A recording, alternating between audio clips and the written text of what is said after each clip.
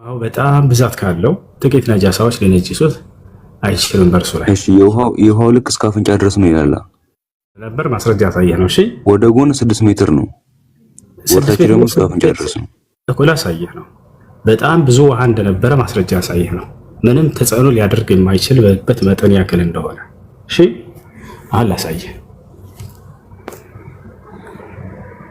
ሐዲሱ ያውና እዚህ ጋር أنه قيل لرسول الله صلى الله عليه وسلم أنا أتوضأ من بئر بضاعة وهي بئر يطرح فيها ولا مرجع غير الله شيء الحيض ولحم الكلاب والنتن فقال رسول الله صلى الله عليه وسلم الماء طهور لا ينجسه شيء يا الناس قال يقينيان وهان صهنو من النجر السنة هرك سوى ما ينم ما ينجسهم ماله تادي من أين وهانو كتب علي يا الناس قال ما برا ولا ست متاجزي فأجاب النبي صلى الله عليه وسلم عن هذا الحديث قائلا الماء طهور لا ينجسه شيء أي إن الله تعالى خلق الماء طهورا لا ينجسه شيء ما لم يتغير لونه أو طعمه أو ريحه وقد كان بئر بضاعة كثير الماء بتام بزوها يالو نبر يالي ناكرا لا يتأثر بما يلقى فيه برسول الله بميتان نجر منم تسألوا لي دربت يما يشلي هنا بتام بذات يالو وحاصل نبر نيلال ولا مرنيا الكير الله إزجار قال ثازي يالو ولا مرنيا الكير الله سايه ባይዘዌ ውሃው ብዙ ነው ካልከኝ እኮ እዛ ላይ የሚለው ብዛት ያላቸው ውሾች ናቸው የሚገልጸው። አንድ ውሾች ነው የሚለው ውሻ አይልም። ብዙ ናቸው የሚለውን አይደለም። ስለ አረበኛ ቋንቋ አታውቅም ይላል አይደለ? ስለ አረበኛ ቋንቋ እንግሊዝኛ አለ እኮ በእንግሊዝኛ ነው ወደ ችግር የለውም ውሾች ተብሎ ይገለጻል። ነገር ግን ብዙ ነው ማለት ነው። ጥልቀቱ ነው ላሳየህ ነው። ወዴት ማለት ነው? ያውና ውሃው ብዙ እንደሆነ ላሳየህ ነው።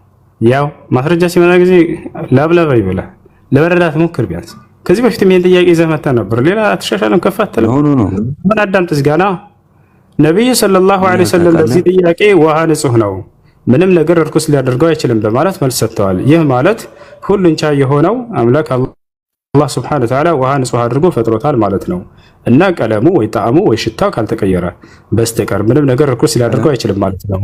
አዳምጥ የቡድሃ ወይንም ደግሞ ቡድሃ ብሎ ተርጉሞታል። የጉድጓድ ስም ነው። ጉድጓድ በውስጡ የተጣለው ነገር ያልተነካ ብዙ ውሃ ነበረው፣ በጣም ብዙ ውሃ ነበረው እያለ የተናገረ ነው። ስለዚህ ውሃው ብዙ የነበረ የውሃ አይነት ነው።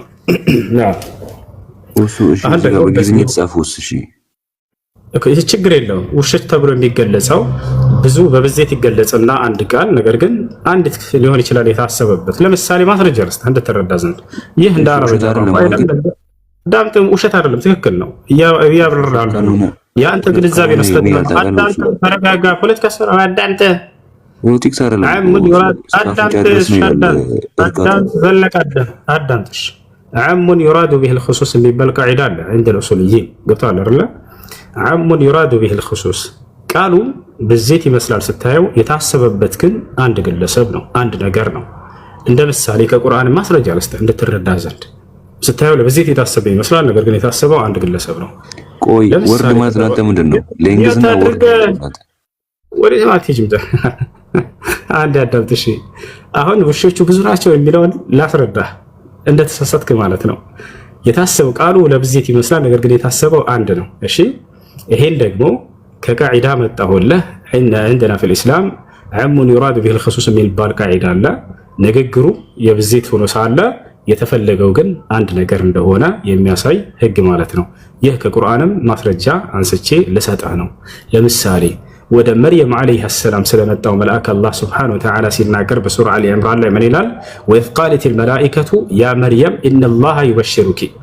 ወደ መርየም ጋር አለይሃ ሰላም የመጣው ማን ነው? ያ ጀማዓ መላእክቶች እያለ እየገለጸ ነው። መላእክቶች የሚለው ለነጠላ ነው ለበዜት? ከላይ ስናየው ምን ይመስላል? ብዙ ይመስላል አይደል? መላእክቶችም ለማርያም ባሉ ጊዜ ይላል አላህ ሱብሓነሁ ወተዓላ። መላእክቶች የሚለው ለነጠላ ነው ለበዜት? ኪንግ ኦፍ ኪንግ አንዴ በለስ እስኪ። መላእክቶች ካለማ በብዛት ናቸው፣ ብዙ ናቸው። አይዋ ነገር ግን ለብዜት ተነግሮ የታሰበው ግን ስለ አንድ ግለሰብ ነው። ይሄን አላህ ሱብሓነሁ ወተዓላ ሲፈታው በሱራ መርየም ላይ ወደ እርሷ የመጣው መልአክ አንድ መልአክ እንደሆነ ይገልጽልናል። አየህ አይደል? ቃሉ ለብዜት ተጠቀመው ማለት የግዴታ ሁል ጊዜ ብዙ ነገሮች ናቸው ማለት አይደለም። ነገር ግን አሙን ይራዱ ቢል ኹሱስ ቃሉ ብዜት ተነግሮበት የታሰበው ግን ነጠላና አንድ መሆኑን የሚያሳይ ነው። ገብቷል አይደል? በዚያ ላይ ትንታኔው ላይ ቀጥታ ስትገባ ጊዜ ውሃው በጣም ብዙ የሆነ ተጽዕኖ ሊያደርግበት ሊችል የማይችል የሆነ የውሃ አይነት ነው ተብሎ ተቀጥቷል። በጣም ብዙ ነው አይልም እኮ እሱ ይላል። ያሳየው ያው ምን እንደሚል ታውቃለህ? ወርዱ 6 ክንድ ነበረ ነው የሚለው። ለምን አይሆንም? እሱ ሳይሆን ይላል እያሳየው ነው። ገብቷል አይደል? ውሃው በጣም ብዙ ስለሆነ የፈለገ ነገር ነጃሳ ነገር ቢወድቅበት ተጽዕኖ ሊያደርግበት እስከማይችል ድረስ የሆነ ብዙ ውሃ ነበር እያለ እየተናገረ ነው። አሁን ጨረስን። ኢየሱስ ክርስቶስ ታጠቡ ብሎ ያስተማረበት አንድ ጥቅስ አለ የለም መጽሐፍ ቅዱስ ላይ ስለ ንጽህና? ያላ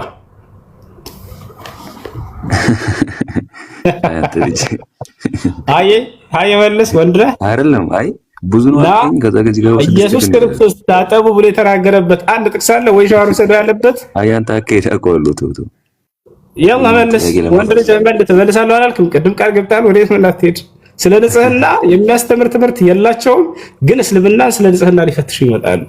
ኢየሱስ ክርስቶስ እኔ አንተ ለማቆም ፈልጌ ሲሆን እግዚአብሔር እንዳለው እንትኑን አማርኛ ያለውን ወደ እንግሊዝኛ ሰቀይረው ኢየሱስ ወዴት አትሄድም? ኢየሱስ ክርስቶስ እንደው ታጠቡ ብሎ ያስተማረበት አንድ ጥቅስ አለ መጽሐፍ ቅዱስ ላይ ወይንስ የለም? እሺ አሁን እሱ ይሄ ውሃ አትሆኑ ግን እዚህ ጋር ምክንያቱም መልስ የለም። እዛው ላይ ሊያድር ፈለገ። አይቻልም። በጣም ያሳዝናል። ብዙ ጊዜ እስልምናን በንጽህና ሊተቹ ይመጣሉ። ገብታችኋል አይደል? ነገር ግን አንዲት ቦታ ላይ ኢየሱስ ክርስቶስ እንደው ሻወር ወሰድ እንኳን አላቸው፣ እንደታጠቡ እንኳን አላለም። ነገር ግን የሚገርማችሁ በጣም ያሳዝነው ደግሞ ሳይታጠቡ በልተው ሰዎች እንዲህ ሳይታጠቡ ይበላሉ በተባለ ጊዜ ተቆጣ ኢየሱስ። ምን እንዳለ ተመልከቱ። እሺ ወንድሜ ፒኬ ማስረዳት የምትፈልገው ነገር ካለ ቀጥል። መርሃባ ሁሱ አይ በክርስትናም ቢሆን ኦሪት ዘሌዋውያን ምዕራፍ 11 ላይ የሞተ በድን የወደቀበት ምንጭም ይሁን ጉድጓድ እንደማይረክስና እንስሳውን የነካ ብቻ እንደሚረክስ ያስቀምጣል። ከነዚህም በድን የሚወድቅበት ሁሉ እርኩስ ነው። እቶን ወይም ምድጃ ቢሆን ይሰባበራል፣ እርኩሳን ናቸውና ለእናንተ እርኩሳን ይሆናሉ። ነገር ግን ምንጩ ጉድጓዱም የውሃውም ኩሬ ንጹሐን ናቸው፣ በድናቸውን ግን የሚነካ እርኩስ ነው ይላል። ስለዚህ የእንስሳ በድን ወይም የሞተ ሬሳ ማለት ነው ምንጭና ጉድጓድ ላይ ቢወድቅ ውሃው ንጹህ ነው፣ በድኑን የሚነካ ብቻ ነው በድኑ ብቻ ነው ቆሻሻ የሚሆነው እንጂ ውሃው ራሱ ንጹህ እንደሆነ ያስቀምጠዋል ማለት ነው። ሁሱ የትኛውን አንቀጽ ልክፈትልህ? ኢየሱስ ክርስቶስ ሳይታጠቡ ምናምን ምግብ በልተው ምናምን አይሁዶች በተናገሩት ጊዜ ሰውን ወደ አፍ የሚገባ ነገር አያረክሰው ምናምን ባይታጠቡም ብሎ የተናገረበት ቦታ አለ።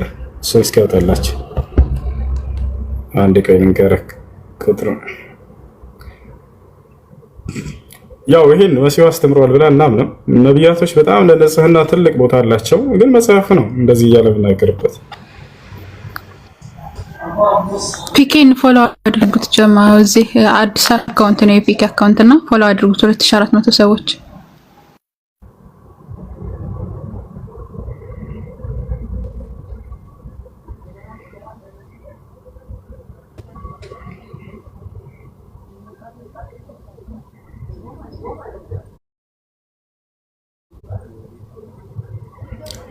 እሺ እሺ እሺ እሺ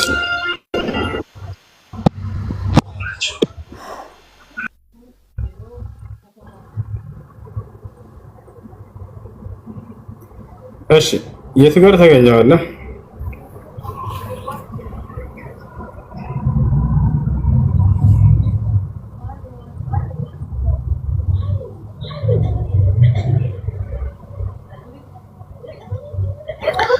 ወደ አፍ የሚገባ የሚለውን ማቴዎስ 15:11 ላይ ነው ያገኘሁት። በቃ እንደዚያ ነው። ለማንኛውም ሳይታጠቡ በልተው ያንን ኢየሱስ ክርስቶስ ሳይታጠብ በመብላቱ ያነወሩበት ቦታ አይገኝም። እሺ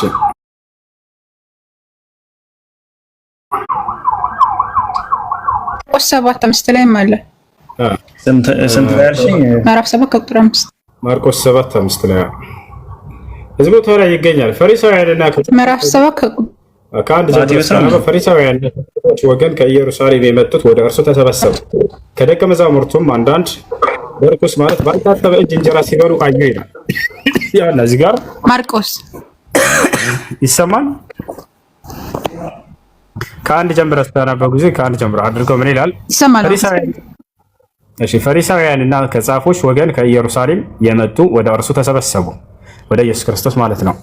ከደቀ መዛሙርቱም አንዳንድ በእርኩስ ማለትም ባልታጠበ እጅ እንጀራ ሲበሉ አዩ። እንግዲህ ሳይታጠቡ የክርስቶስ ሐዋርያቶች ሲበሉ ተመለከቱ አይሁዶች። ፈሪሳውያንና አይሁድም ሁሉ የሽማግሎችን ወግ ሲጠብቁ እጃቸውን ደህና አድርገው ሳይታጠቡ አይበሉምና ከገበያ ተመልሰው ካልታጠቡ አይበሉም። ጽዋንም ማድጋንም የናስ ዕቃንም አልጋንም እንደማጠብ ሌላ ነገር ሊጠብቁት የተቀበሉት ብዙ አለ። ፈሪሳውያንም ጻፎችም ደቀ መዛሙርትህ እንደ ሽማግሌዎች ወግ ስለምን አይሄዱም? ነገር ግን እጃቸውን ሳይታጠቡ እንጀራ ይበላሉ ብለው ጠየቁት። እንዲህ ሳይታጠቡ እጃቸውን እንጀራ ይበላሉ ብለው በጠየቁት ጊዜ ክርስቶስ ምን እንደሚላቸው እንመልከት። እርሱ ግን እንዲህ አላቸው፣ ኢሳይያስ ስለ እናንተ ስለ ግብዞች ይህ ሕዝብ በከንፈሩ ያከብረኛል፣ ልቡ ግን ከእኔ በጣም የራቀ ነው አለ። የሰውም ስርዓት የሆነ ትምህርት እያስተማሩ በከንቱ ያመልኩኛል ብሎ እንደተጻፈ። ከዛ በኋላ መጨረሻ ላይ ምን ነበር ያላቸው? የእግዚአብሔርን ትእዛዝ ትታችሁ ጽዋንም ማድጋንም እንደማጠብ የሰውን ወግ ተጠብቃላችሁ፣ ይህንም የመሰለ ብዙ ነገር ታደርጋላችሁ እያለ ተናገራቸው። እንዲህም አላቸው፣ ወጋቸውን ትጠብቁ ዘንድ የእግዚአብሔርን ትእዛዝ እጅግ ንቃችኋል። ሙሴ አባትህና እናትህን አክብር፣ ደግሞ አባቱን ወይም እናቱን የሰደበ ፈጽሞ ይሙት ብሏል። እናንተ ግን ትላላችሁ፣ ሰው አባቱን ወይም እናቱን ከእኔ የምትጠብቅበት ነገር ሁሉ ቁርባን ማለት መባ ነው ቢል ለአባቱና ለእናቱ ምንም ሊያደርግ ወደፊት አትፈቅዱለትም። ባስተላለፋችሁትም ወግ የእግዚአብሔርን ቃል ትሽራላችሁ። እንደዚሁም ይህን የሚመስል ብዙ ነገር ታደርጋላችሁ። ደግሞ ሕዝቡን ጠርቶ ሁላችሁ እኔን ስሙ፣ አስተውሉ። ከሰውም የሚወጡት ሰውን የሚያረክሱ ናቸው እንጂ ከሰው ውጭ የሚገባውስ ሊያረክሰው የሚችል ምንም ነገር የለም። የሚሰማ ጆሮ ያለው ቢኖር ይስማላቸው ይላል። እንግዲህ እነዚህ ሰዎች አልታጠቡም እያሉ ሲበሉ እየጠየቁት ነበር። ይህ ሊያረክሳቸው አይችልም ባለመታጠባቸው እያለ ኢየሱስ ክርስቶስ ይነግራቸዋል ማለት ነው። እና ሳይታጠቡ መብላት እንዴት ነው ያጀማ? ሳይታጠቡ እንዴት ይበላሉ ብለው እነዚህ አይሁዶች እየጠየቁ ነው። ስለዚህ ስለ ንጽህና እከሳለሁ ያለ ሰው ኢስላምን ይሄን ጥቅስ አንብቦ ከሆነ በጣም ሽብ ነው የሚይዘው፣ በጣም ሽብ ነው የሚይዘው። ጌታቸው ነቢያችን ሰለላሁ ዐለይሂ ወሰለም ስለ ትጥበት ያስተምራሉ። ሰው ከመብላቱ በፊት መታጠብ እንዳለበት፣ በአምላኩ ስም መጀመር እንዳለበት፣ በልቶ ከጨረሰ አምላኩን ማመስገን እንዳለበት ይህን ሁሉ ያስተምራሉ። ይሄ የአመጋገብ ስርዓት ራሱ የለም። ጌታቸው ማንኛውም ጥያቄ ያለው ካለ መጠየቅ ይችላል።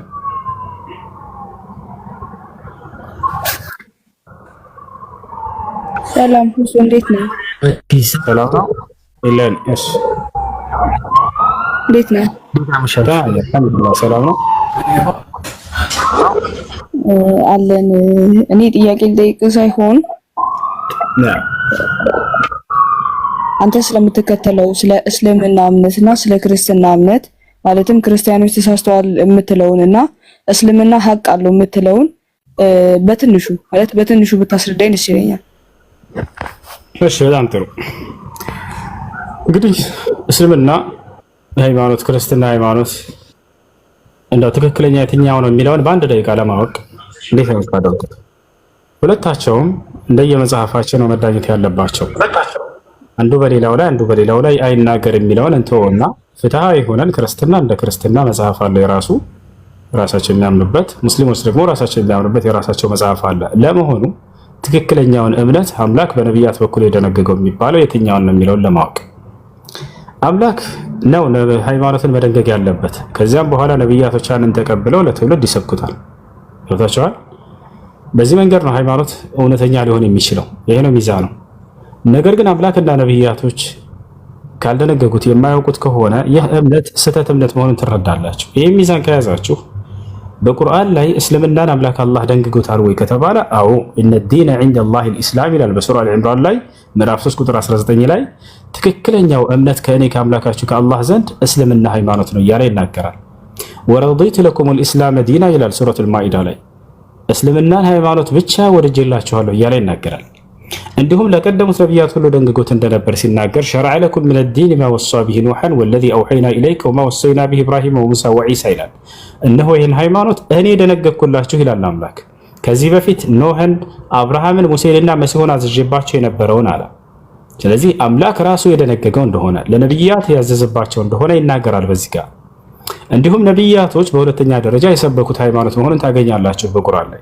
ወያዕቁብ ያ በንየ ኢነላህ አስጠፋ ለኩም ዲን ፈላ ተሙቱነ ኢላ ወአንቱም ሙስሊሙን አለ። ያዕቁብ ምን አለ? ልጆቼ ሆይ እነሆ አምላክ አላህ አንድ ሃይማኖትን ብቻ መርጦላችኋል፣ አደራ ልጆቼ ሙስሊሞች ናችሁ እንጂ አትሞቱ አላቸው ይላል። ስለዚህ አምላክ አዞበታል፣ ነብያቶችን አዞበታል። እንዲሁ ነብያቶች ትውልዳቸውን ሰብከውበታል። ስለዚህ ከአምላክ ዘንድና ከነብያት ዘንድ እውቅና ያለው ሃይማኖት እንደሆነ ከዚህ መረዳት እንችላለን።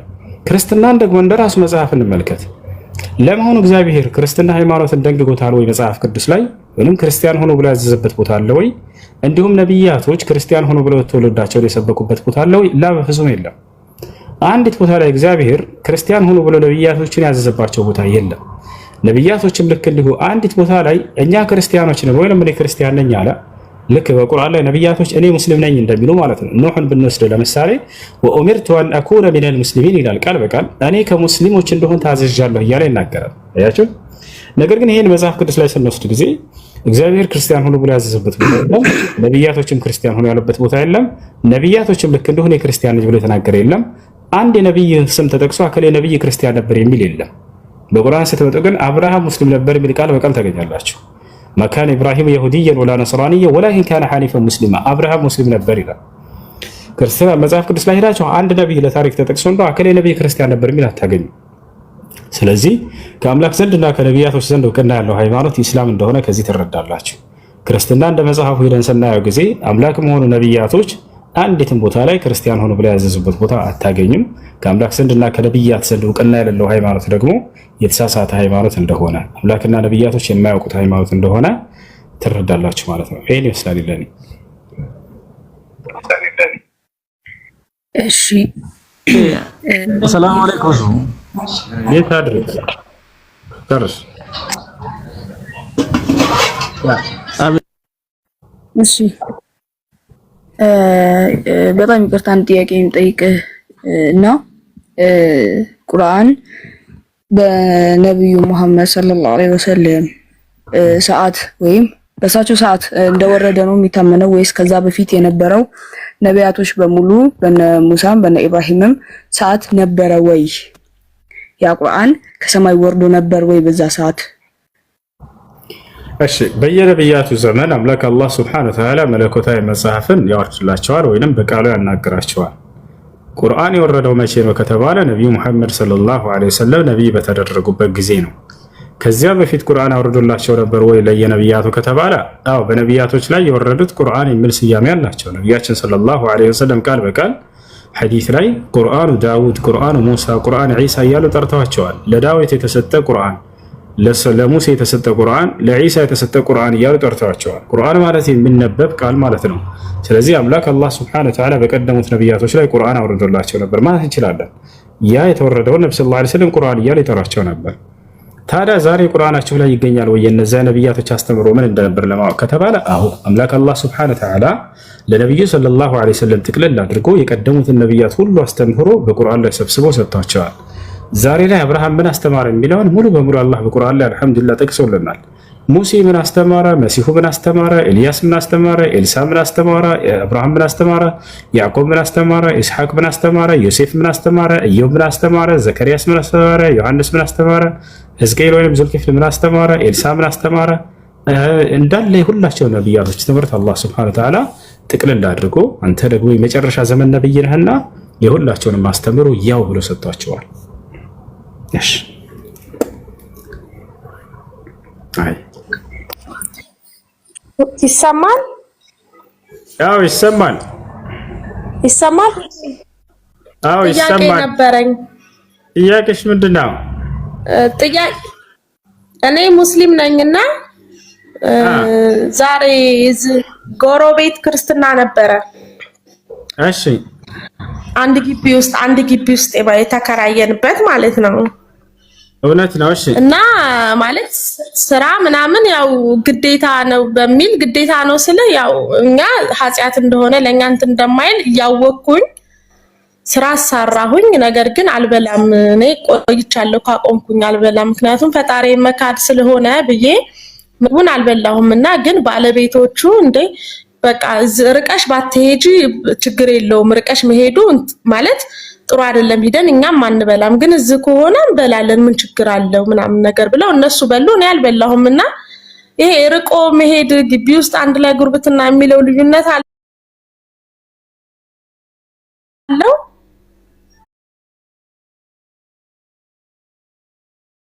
እሺ እዛው ላይ ስራ አግዘሻል ወይንስ ምንድን ነው ያልሽው? ምን ሰራሽ? አግዣለሁ ሁሉን ስራ ግን ምግብ ምንም ነገር የምትባል እንደዚህ አልቀመስኩም። እሺ አሁን አዳምጪሽ። እሺ እንግዲህ ክርስትና ብሎ ማለት ይሄ ልጅ የሚያስጠምቁበት ጊዜ ነው። ነቢያችን ሰለላሁ ዐለይሂ ወሰለም ሐዲስ ላይ ሲናገሩ ምን አሉ? ማ ሚን መውሉድን ኢላ ወዩለዱ ዐለል ፊጥራ ፈአበዋሁ ዩሀውዳኒሂ አው ዩነስራኒሂ አው ዩመጅሳኒሂ አሉ። ማንም የሚወለድ ህፃን ልጅ የለም በተፈጥሮ እምነቱ ላይ ተደርጎ የሚወለድ ቢሆን እንጂ አለ። ማለት ኢስላም ተደርጎ የሚወለድ ቢሆን እንጂ። ከዚያ በኋላ ግን ወላጆቹ ክርስቲያኖች ከሆኑ ወደ ክርስትና ያስጠምቁታል። አይሁዶች ከሆኑ ወደ አይሁድነት፣ ሌላም የእምነት ባለቤት ከሆኑ ወላጆቹ ወዳሉበት እምነት ያስጠምቁታል አሉ። ይሄ ልጅ አምላክ አላህ ሱብሓነሁ ወተዓላ የፈጠረበት የተፈጥሮ እምነቱ አለ ኢስላም። ያንን እየስቀየሩበት ነው። አላህ በቁርአን ላይ ይሄን ይናገራል። ሱረቱ ሩም ምዕራፍ 30 ቁጥር 30 ላይ ሲናገር ምን ይላል? ፈአቂም ወጅሀከ ሊዲን ሐኒፋ ፊጥረተላሂ አለቲ ፈጠረ ናሰ ዐለይሃ ላ ተብዲለ ሊኸልቂላሂ ዛሊከ ዲኑል ቀይም ወላኪነ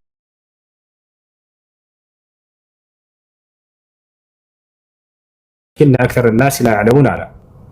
የሰው ልጆች ሆይ ወይም ሰዎች ሆይ አለ ፊታችሁን ለቀጥተኛው ሃይማኖት ለእስልምና ብቻ አዙሩ፣ ወደ ሌላ ሃይማኖቶች አታዙሩ ካለ በኋላ ይህም ሃይማኖት እኔ አምላካቸው አላህ ሰውን ሁሉ ስፈጥራቸው ጊዜ የፈጠርኩባቸው የተፈጥሮ ሃይማኖታቸው ሲሆን አለ። ላ ተብዲለ ሊኸልቂላህ አለ። የአላህን ፍጥረታቶች እምነታቸውን መቀየር አይቻልም፣ አትቀይሩባቸው እያለ እየከለከለ ነው። እነዚህ ደግሞ ምን ያደርጋሉ? ያን የተወለደውን ልጅ እምነቱን ይቀይሩባቸዋል። አላህ ሱብሓነሁ ወተዓላ በከለከለው ነገር ላይ እምነቱን አትቀይሩ እያለ የከለከለበትን ነገር አንቺ ሄደሽ በዚህ ነገር ላይ አገሽ። ይሄ በኃጢአት ላይ ከማገዝ ይቆጠራል፣ በክህደት ላይ ከማገዝ ይቆጠራል። አምላክ አላህ ወተዓወኑ ዐለል ቢሪ ወተቅዋ ወላ ተዓወኑ ዐለል ኢስሚ ወልዑድዋን አለ። በመልካም ስራ ላይና አላህን በመፍራት ላይ ተባበሩ፣ በኃጢአት ላይና አላህን በማመጽ ላይ አትተባበሩ አለ። ይህ ነው። ይህን ህፃን ልጅ እምነቱን በመቀየር ትልቅ ክህደት በእርሱ ላይ እየተሰራበት ነው። ያለ ፍላጎቱ ያለ ፈቃዱ እምነቱ እየተቀየረበት ነው። ስለዚህ የዛን አንቺ በዚያ ነገር ላይ እያገሽ ነው፣ ኃጢአት ላይ የተባበርሽው። በዚህ ስናገር ጊዜ ይሄንን እንደው ክርስቲያኖችን በሙሉ በሙሉ ማገዝ አይቻልም ወይ በህይወታቸው ጉዳይ ላይ እንደዛ እያልን አይደለም። እምነትን በተመለከተና አምልኮ በተመለከተ ነገር ነው እንጂ የማይታገዘው፣ ምክንያቱም እነዚያ ክህደት ናቸው ብለን ስለምናምን። ነገር ግን ምድራዊ ህይወታቸውን በተመለከተ ልታግዟቸው ችግር የለውም። ጉርብትና የሌላ እምነት ተከታዮች ጉርብትናቸውን መቀጠል ግድ ይላል። ከተራበ ማብላት፣ ከተጠማ ማጠጣት ትችላላችሁ። ከተራበ ማነው ከተቸገረ መርዳት፣ ከታመመ ማሳከም። ገብታችኋል? ሰው ሲሞትባቸው ጊዜ ሄዳችሁ እነርሱን ማጽናናት፣ ሲታመሙ ጊዜ ሄዳችሁ መጠየቅ ችግር የለውም። አላህም በቁርአን ላይ ሲናገር ላ የንሃኩም ላሁ ዐን ለዚነ ለም ዩቃቲሉኩም ፊ ዲን ወለም ዩኽሪጁኩም ሚን ዲያሪኩም አን ተበሩሁም ወቱቅሲጡ ኢለይሂም ኢነላሃ ዩሒቡል ሙቅሲጢን አለ። እነዚያ በእምነታችሁ ምክንያት ያልተዋጓችሁን ከሀገራችሁም ያላሳደዷችሁን የሌላ እምነት ተከታዮች መልካም ብትውሉላቸው አልከለክላችሁም ብሏል። እንዳሁን እነርሱ መልካም መዋልን እኔ መልካም ሰሪዎችን ወዳቸዋለሁ ብሎ ውዴታውን ሁሉ እንደሚያጎናጽፍ ይህ ስራ ይገልጻል። ስለዚህ አንድ ክርስቲያን ተርቦ ብታገኙ አብሉት፣ ተጠምቶ ብታገኙ አጠጡት። እናንተ ጠግባችሁ እርሱ ተርቦ እያደረ ይሄን ካደረጋችሁ እምነታችሁ ጎደሎ ነው። ነቢያችን ሰለላሁ ዐለይሂ ወሰለም ሐዲስ ላይ ሲናገሩ ምን አሉ? ለይሰል ሙእሚኑ አለዚ የቢቱ ሸብዓንን ወጃሩሁ ጃኢዕ አሉ። ጎረቤቱ እንደተራበ እያወቀ ለራሱ ጠግቦ ያደረ ይሄ ትክክለኛ ሙስሊም አይደለም አሉ። ጎረቤቱ ብለው ነው ያስቀመጡት። አማኝ መሆን አለበት አላሉም። የግዴታ ጎረቤት እስከሆነ ድረስ የሌላ እምነት ተከታይም ቢሆን እርሱና ልጆቹ እየተራቡ አንተና ልጆችህ ጠግበህ ካደርክ ትክክለኛ አማኝ አይደለም። ካለህ አካፍለው ከእርሱ ብቻህን አትብላ። ነቢያችን ሰለላሁ ዐለይሂ ወሰለም ሐዲስ ላይ ሲናገሩ ምን አሉ?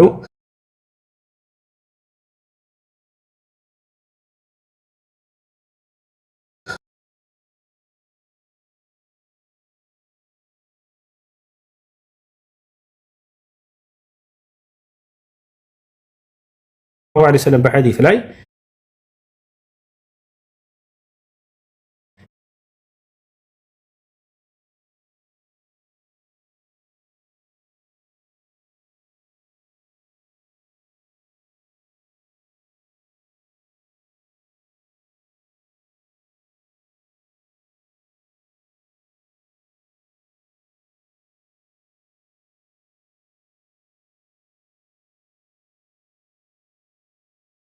ይወዳቸዋል፣ ያገለግላቸዋል ሰፈር ላይ ማለት ነው።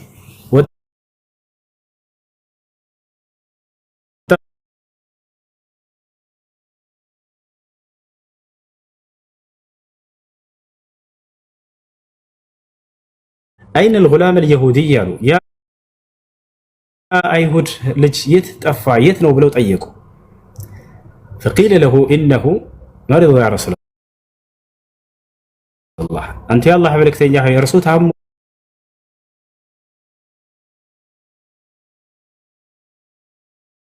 እኮ አሏቸው።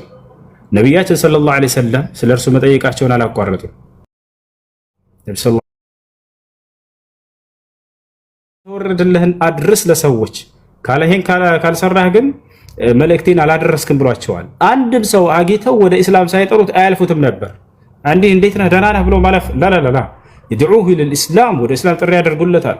ይሄንን አይሁድ ልጅ ነብዩ ሰለላሁ ዐለይሂ ወሰለም ያ ጉላም ቁል ላ ኢላሃ ኢለላህ አሉት። አንተ ልጅ ሆይ ከአንዱ አምላክ ከአላህ በስተቀር በእውነት የሚመለክ ሌላ አምላክ የለም ብለህ መስክር አሉት። فنظر الغلام اليهودي الى ابيه ይህም አይሁድ ወጣት ልጅ ወደ አባቱ ተመለከተ ፈርቶ። መስለም ፈልጓል ግን አባቱን ፈራ። አባቱ ተረዳ። ያ ቡነየ አጢዕ بالقاسم አለው። ልጄ ሆይ መስለም ፈልገህ ከሆነ የቃሲምን አባት እሺ በላቸው ተቀበላቸው አለ። በጣም ያከብሯቸው ነበር አይሁዶች። አረቦች ሲያከብሩህ ጊዜ በስም አይጠሩህም፣ በኩንያህ ይጠሩሃል። አቡል ቃሲም ብሎ ጠራቸው እርሳቸውን። ቃሲም የነብዩ ሰለላሁ ዐለይሂ ወሰለም የመጀመሪያ ልጃቸው ነበር። የቃሲም አባት ይባላሉ። የቃሲምን አባት እሺ በላቸው ፈቃደህ ከሆነ ችግር የለውም ማለት። ወዲያው ልጁ በደስታ አሽሀዱ አን ላ ኢላሃ ኢለላህ ወአነከ ረሱሉላህ አለና ሞተ። ወዲያው እነሆ ከአላህ በስተቀር በእውነት የሚመለክ ሌላ አምላክ የለም ብዬ መሰክራለሁኝ፣ እርሶም አንቱ የአላህ መልእክተኛ ናችሁ ብዬ መሰክራለሁኝ አለና ሞተ። ነብዩ ሰለላሁ ዐለይሂ ወሰለም ደስታና ሐዘን ተቀላቅሎባቸው ከዚያ ቤት ይህን ቃል እየተናገሩ ወጡ። ምን አሉ? አልሐምዱሊላህ አለዚ አንቀዘሁ ሚነናር እያሉ እየደጋገሙ ወጡ።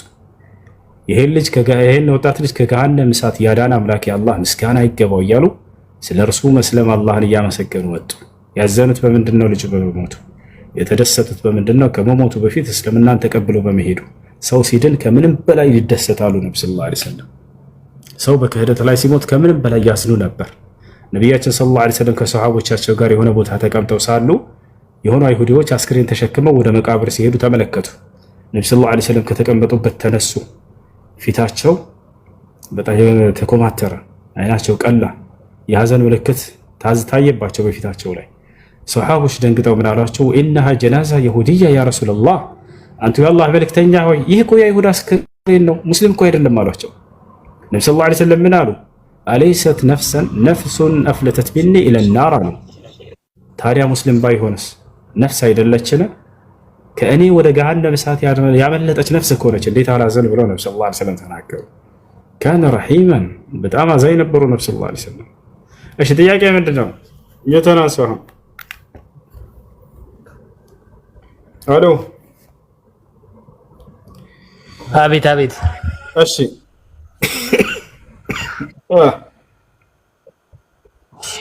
እንደምን አመሻችሁ? ደህና ነን አልሐምዱሊላህ። አሁን ሌኒ የሆነ ጥያቄ ስጠይቅ ነበርና እያዳመጥኩት ነበር። እሺ እስልምና የነቢያቶች ሃይማኖት እንደሆነ ነቢያቶች እንደሰበኩት እንዳስተማሩት እየነገርካት ነበረ።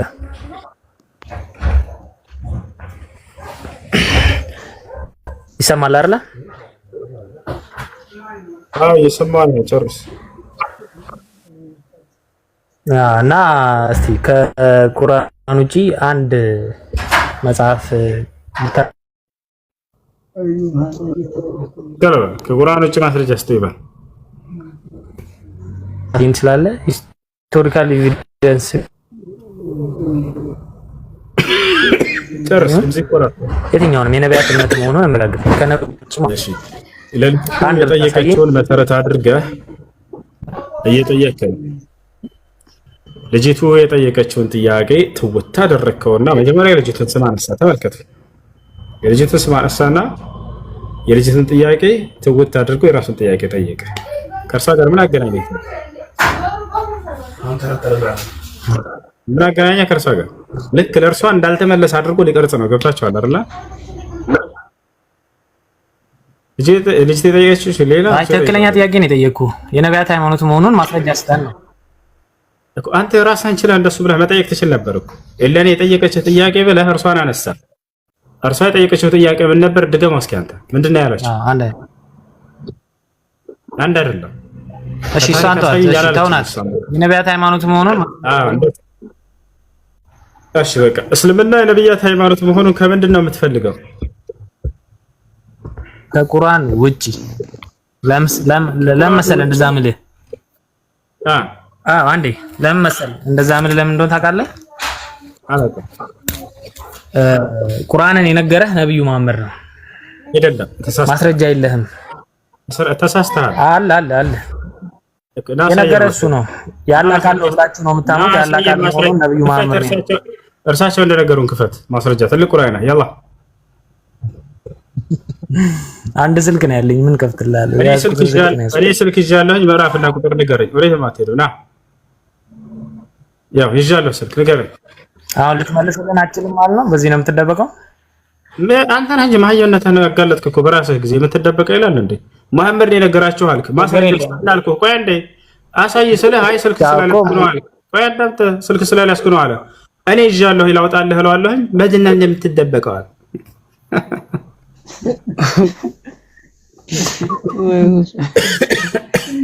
አንዴ ታድርጉ እንደዚህ ነው። ከዚህ ያልፉም ይወቻል። ቀደም የተናገርኩት ነገር በጣም አናዶታል። እርሱ ምንድነው ፍትሃዊ ሆነን ክርስትናንም እንደ መጽሐፍ ቅዱስ እስልምናንም እንደ ቁርአን እንዳኘው። ወላሂ ፍትህ የሆነ ንግግር እኮ ነው። አንዱም በሌላው ላይ ጣልቃ ሳንዳስገባ አልኩኝ። እኔ እስልምናን አንስቼ መጽሐፍ ቅዱስን አልዳኘውም፣ ክርስትናንም ልክ እንዲሁ ክርስትናንም አንስቼ እስልምናን ሳልዳኝ ሁሉንም በየራሱ መጽሐፍ እንዳኛቸው እምነታቸውን። እምነትህ በመጽሐፍ አለው የለም ወፍ። እኔ ከታሪክ አልጠይቀህም። ከመጽሐፍ ቅዱስህ እምነትህን አረጋግጥ። ወንድ ልጅ አንተ ከታሪክ ምናምን አለህም አብሽር። ከሌላ መጽሐፍ አይደለም። እምነትህን መጽሐፍ ቅዱስ ላይ አረጋግጠው። መጽሐፍ ቅዱስህ ያልገለጸውን እምነት አባቶችህ ቀሳውስቶች የሰጡህን እምነት ነው እየተከተልክ ያለው። አሁን እስኪ እምነትህን ከመጽሐፍ ቅዱስ አብራራ። ወንድ ልጅ አንተ ያላ አይ በቃ እሺ፣ እኔ አላውቀውም። ያንተን አሳውቀኝና ወደ አንተ እምነት ታስተምረናለህ። ለዚህ ያለ እንደሱ ከሆነ አዳምጥሽ። እምነቴን እኔ ደግሞ በጠየቅኩት ጥያቄ መሰረት ላብራራለህ። እምነቴን በመጽሐፍ ላስረዳለህ ነው። አምላክ አላህ ሱብሓነሁ ወተዓላ ራሱ አምላክ እንደደነገገው ይነግረናል። ራሱ እነ ዲነ ዒንደላሂ አይ የነቢያት ሃይማኖት ነቢያት እንደሰበኩት እስልምናን እሺ በቃ ወደ ነቢያቶች ልሂድ።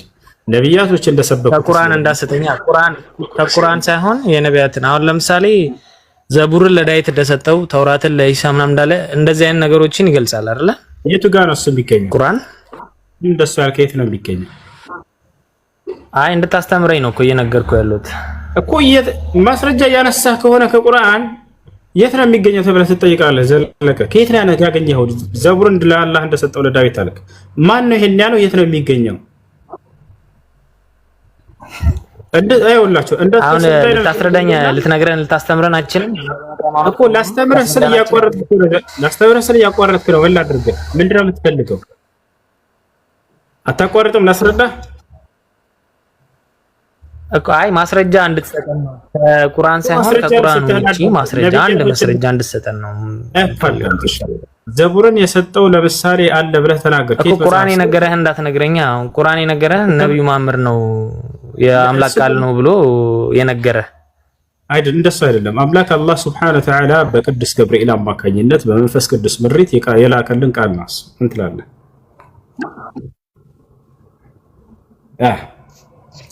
በገብርኤል አማካኝነት የመጣ ቃል ነው። ምን ትላለህ? ለምን አትቀበለው? ነው ገብርኤልን አታምንበትም ማለት አትቀበለው? እሺ ገብርኤል መልአክ እንደሆነ ከቁርአን ላይ ልታሳየኝ ትችላለህ? ገብርኤልን ይገልጻል ቁርአን? ያው ገብርኤል አምላክ ገብርኤል ማን እንደሆነ እኔ ገብርኤል ቁርአንን ታሳየኝ ትችላለህ? ከአምላክ ዘንድ ቃልን እየተቀበለ የሚያደርሰው ገብርኤል ነው። እርሱ ነው ላሳይህ በቁርአን ላይ ትደርሱ። ገብርኤል ማን ነው? በቁርአን ላይ ገብርኤል ማን ነው? ገብርኤል ምን እንደሆነ ይገልጻል? አዎ ይገልጻል። ወይ እናንተ ጅብሪል የምትሉት ማን እንደሆነ ታሳየኝ። እሺ ይገልጻል። እሺ እርሱም ማን ነው? ከአምላክ ዘንድ ቃልን የሚያደርስ ከአምላክ ዘንድ ለነብዩ ሰለላሁ ዐለይሂ ወሰለም ቃልን የሚያደርስ ነው። ታሳይ ነው። እሺ ያ ነው መልአክ ደግሞ ስራው እርሱ ነው።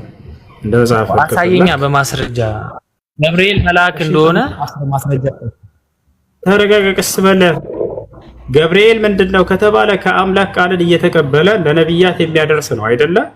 ልክ እንዲሁ ገብርኤል ለነብዩ መሐመድ ሰለላሁ ዐለይሂ ወሰለም ቃልን እየተቀበለ የሚያደርሰው መልአክ ራሱ ነው።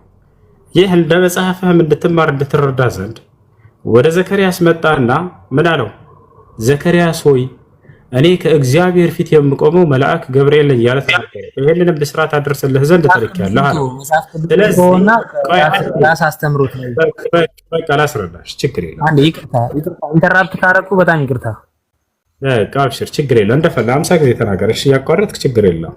አይ አይደለም። አይ እንትን ስለ እና መጽሐፍ ቅዱስን ቁርአን ላይ ቆመ እዛ ላይ መጽሐፍ ቅዱስን ተወውና ለምጠይቅ ጥያቄ በፈጣሪ እሺ ላሳየህ አዳምጥ።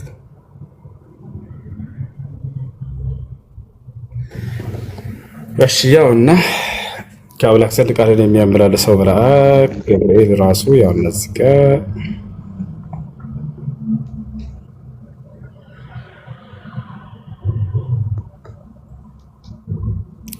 97 ያና እዚህ ጋር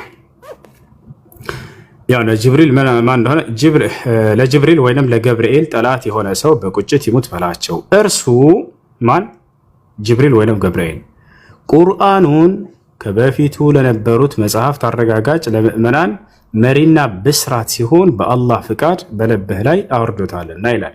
ስለዚህ ገብርኤል ወይንም ጅብሪል ማን ነው? ከአምላክ ዘንድ ቃልን ወይንም ቁርአንን በነቢዩ ሙሐመድ ሰለላሁ ዐለይሂ ወሰለም ልብ ላይ ያወረደ የሆነ እንደሆነ ይናገራል። ያው እርሱ ገብርኤል ይሄ ነው። ጅብሪል ማለት ይሄ ነው። ጅብሪል ስራው ምንድነው?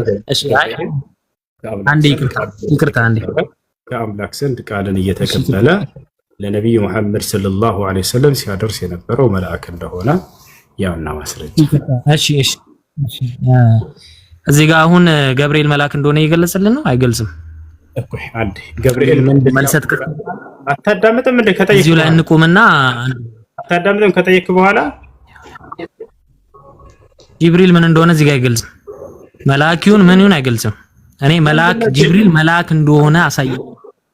እንደሳር ላይ ያልከው አይሽራም ተሸደውት ጅብሪል ራሱ የሚናገርበት ቦታ አይደለም ይሄ ቁርአን። እሺ አምላክ አላህ Subhanahu Wa Ta'ala የሚናገርበት ቦታ ነው። ገብቷል? እንደዛ ከሆነ ጅብሪል እኔ እንዲህ ነኝ ብሎ የሚናገርበት ከሆነ የፍጡር ንግግር ሊሆን ነው። ገብቷል አይደለ? ቁርአን ነገር ግን ቁርአን ከአምላካችን ከአላህ Subhanahu Wa Ta'ala ዘንድ የመጣ ቃል ነው። አምላክ ለጅብሪል እንካይና አድርስ ይለዋል። ለነብዩ ሰለላሁ ዐለይሂ ወሰለም ማድረስ ነው ስራው። የጅብሪል ስራው ምንድነው? ምንድነው ጅብሪል ለሚለው ነው። ምን እንደሆነ ጅብሪል በመጽሐፍ ላይ ያሳየኛል። ይሄ ሰውዬ ጅብሪል ብሎ ማለት ከአምላክ ዘንድ ቃልን እየተቀበለ ለነብዩ ሰለላሁ ዐለይሂ ወሰለም የሚያደርስ ነው አልኩት። አሳየኝ ይሄን አለ። አሳየሁት። በዚሁ አንፃር አነሳው ለመጽሐፍ ቅዱስ ላይ ታነሳለህ አትግባ መጽሐፍ ላይ ቁርአን ላይ ቆመህ አለ። ላነሳለህ የፈለኩት በአንጻሩ ጅብሪል ምን እንደሆነ መጽሐፍ ላይ የተገለጸበት ነው። ከአምላክ ዘንድ ቃልን እየተቀበለ ብስራትን እየተቀበለ ለነብያት የሚያደርሰው መልአክ እንደሆነ መጽሐፍ ላይ ላሳየህ ነው። በዚሁ አንፃር በቁርአን ላይ ጅብሪል ወይንም ገብርኤል ብሎ ማለት ከአምላክ ዘንድ ቃልን እየተቀበለ የሚያደርስ እንደሆነ ነብዩ ሰለላሁ ዐለይሂ ወሰለም ልክ መጽሐፍ ላይ ባለው መሰረት ይሄንን እያሳየሁ ነው። ገብቶሃል አይደል? ይሄን ይመስላል። እሺ እኔ አንዴ ላውራ። እሺ አሁን ያወራልን ገብርኤል አብሳሪ እንደሆነ ምናምን የምትነግረን ይሄ የመጽሐፍ ቅዱስ አስተምሮት ነው፣ የክርስትና አስተምሮት ነው። እስልምና ላይ ዘለቀ አብሳሪ መልአክ እንደሆነ ቃል በቃል እያሳየህ እኮ ነው። አንዴ አስጨርሰኝ። እሺ ለምትናገረው ማስረጃ አምጣ። እሺ ያለ ማስረጃ ለምን ታወራለህ? አይ አንተን እኮ እንድትሰጠኝ የሚፈልገው ጅብሪል መልአክ መሆኑን አሳየኝ። አዳምጥ አንድ ጊዜ አታዳምጥም እንዴ? ይሄ አብሳሪ እንደሆነ በቁርአን ላይ ያለው ስህተት ነው፣ ይሄ መጽሐፍ ቅዱስ ላይ ነው ያለው አለ እኮ። ለዚህ ለምትናገረው ማስረጃ አለ ሆይ? አለ ማስረጃ? አንቤት ተናሳና ተናገር። አሁን ለተናገርከው ማስረጃ አምጣ።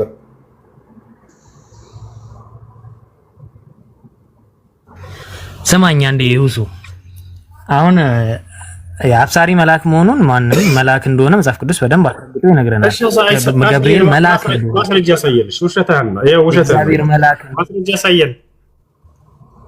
ዮሐንስ ወንጌል ላይ ያለልህ እመቤታችን ድንግል ማርያምን መጥቶ ሲያበስራት መልአክ እንደሆነ መልአኩ ገብርኤል መጥቶ እንዳበሰራ ይነግርሃል። ዮሐንስ ላይ ጭራሽ እንደዚህ የሚል የለም። አየኸው? ምንም አታውቅም ስለ መጽሐፍ ተሳስተሃል። መጽሐፍ ላይ ጭራሽ ስለዚህ ብስራት ነገር የለም። ዮሐንስ ወንጌል ላይ ያለ፣ ሉቃስ ላይ ያለ፣ ሉቃስ ላይ ያለ አሳይ። እንዴት ጋር ለለፈው አይደለ? በቃ ዝም ብለህ አውራሽ ማውራት የምትፈልገው ነው። ያላ ምንም አንተ ሉቃስ ወንጌል ላይ ያለ ክርስትና በደንብ ያስተምርሃል። ሉቃስ ላይ ያለ በደንብ ነው አስረግጦ የሚነግርህ። ይቅርታ መጀመሪያ እንትን ያልኩ ስለነበር ንገረኝ፣ ምዕራፍና ቁጥሩን ንገረኝ። ግን አንተ ከቁርአንህ ላይ ገብርኤል ወይ ጅብሪል የምትሉት እናንተ መልአክ መሆኑን አሳየው ነው። አሁን አንተ ኤግዛክት ወርድ ፋላሲ ተጠቅማለህ አብዛኛውን ጊዜ።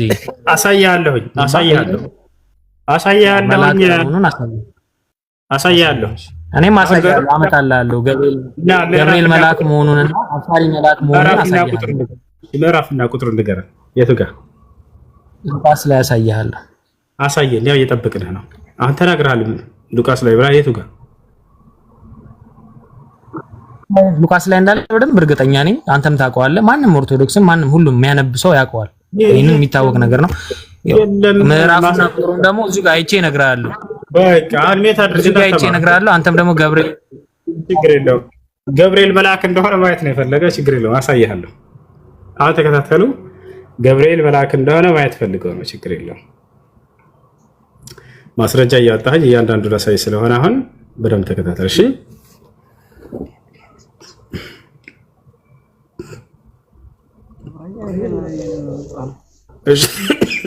አዳም ያሳያችሁ ነው።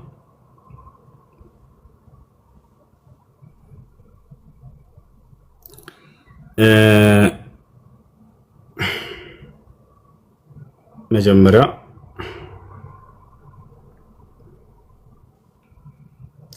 ነቢያችን ሰለላሁ ዐለይሂ ወሰለም በሂራ ዋሻ ውስጥ ሳሉ ጊዜ መጀመሪያ የተገለጠላቸው ታውቃላችሁ። ማስረጃውን አውጥቼ ላሳየህ ነው።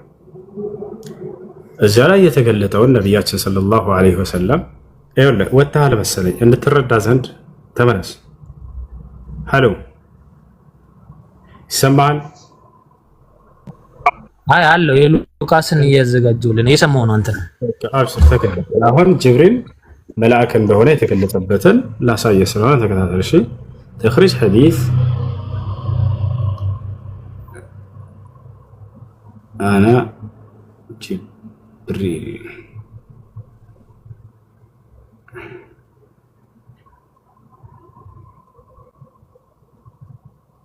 ያ ሙሐመድ ኢነከ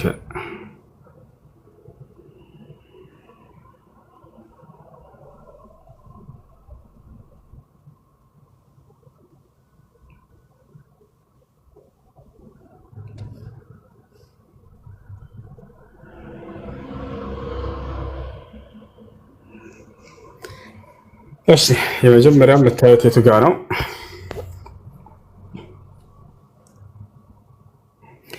እዚህ ጋር ቡኻሪ 6982 ይታያቸዋል አይደል?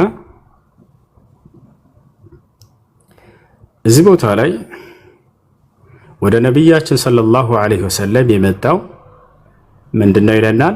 አወል ማ ቡዲአ ቢሂ ረሱሉላሂ ሰለላሁ ዐለይሂ ወሰለም ሚነል ወሕይ الرؤيا الصادقة في النوم فكان لا يرى رؤيا إلا جاءت مثل فلق الصبح فكان يأتي حراء فيتحنث فيه وهو التعبد الليالي ذوات العدد ويتزود لذلك ثم يرجع إلى خديجة فتزوده لمثلها حتى فجاءه الحق وهو في غار حراء فجاءه الملك فيه. هنا زيادة ملكته نبي محمد صلى الله عليه وسلم بواشا واستسالوا ودرساتهم من متى إلى ያው እና እዚህ ጋር ይታያል። ወደ አማርኛ ቀይርልሃለሁ። መላእኩ ወደ እርሳቸው መጣ ይላል።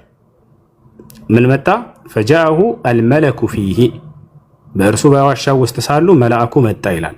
ያ መልአክ ማን ነው? ወደ ታች ወረድ ብለን ናያውና ዝክር። እሺ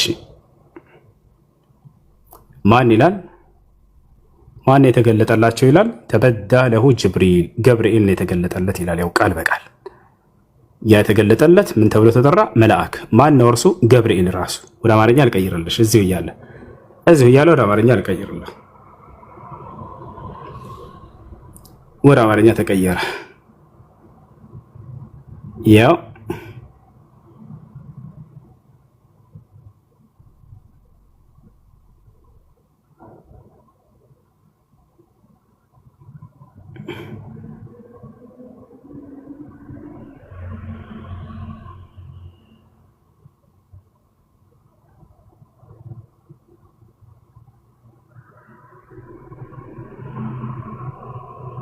ያውና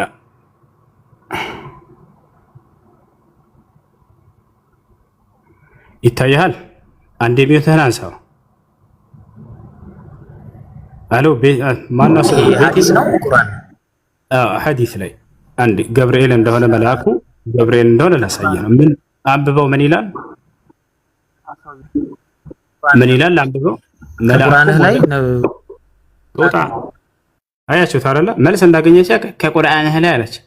ተመልከቱ ምን መጣ ይላል እዚህ ጋር አንብቡ። ክርስቲያኖች ካላችሁ ማወቅ የምትፈልጉ ምን ታድርግ ይላል ፈጣሪ። ተመልከቱ ያው መልአኩም ወደ እርሱ መጥቶ አንብባለው ይላል። ምኑ መጣ? መልአኩ። ያ መልአክ ማን ነው? ኑ ተመልከቱ። ገብርኤል እንደሆነ ቃል በቃል እዛው ላይ ወረድ ብለን ተመልከቱ። ከቁርአን ነው ያልኩት። ከቁርአን 2000 ምናምን ሰው ጦጣ 2000 ምናምን እያለ ቁጥር ይቆጥራል። ከላይ ያላችሁትን በሱ ፖለቲካ መስራት ነው። ያ ማን እንደሆነ እዚህ ጋር ተመልከቱ። ምን ይላል? የትም ሳትሄዱ ገብርኤል እንደሆነ የተገለጠው እዚያ ጋር ወረድ ብለን እንመልከተው። እሺ እንመልከተው። ያውና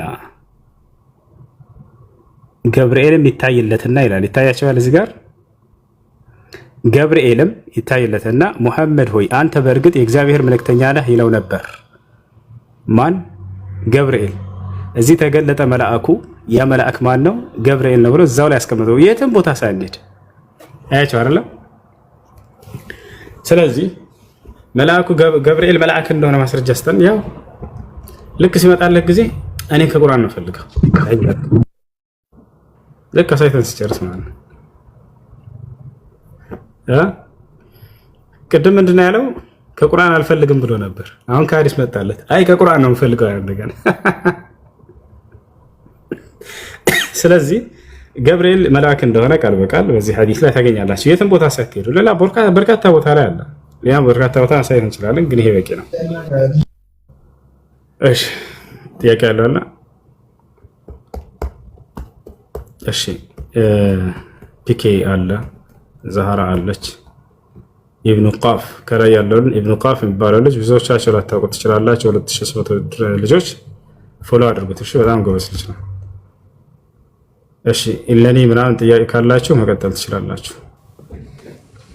ሁሱ ቅድም ጠይቄ ነበር በክርስትናው ዙሪያ ማለት ነው እና የተወሰነው መልሰህልኛል። ልጁ አቋርጦ አልጨረስክልኝም። ምልህ አሁን ከእሺ ያ ትክክል አይደለሁም አደረኩኝ። እርግጥ እያወቅኩ ነው ያው ጉርብትናን ላለመጣስል ማለት ነው። ግን ይሄ ርቀሽ ስላልሄድሽ ምናምን አይነት ነገር ሲሉኝ እናንተን ሲሉ ነበር እዚህ ግቢ ውስጥ ማለት ነው። እዛው ቤታችሁ ሆናችሁ እዛው ይሄ ክርስትና የሚሰራበት ቦታ ላይ ምናምን መገኘቱ ተገቢ አይደለም።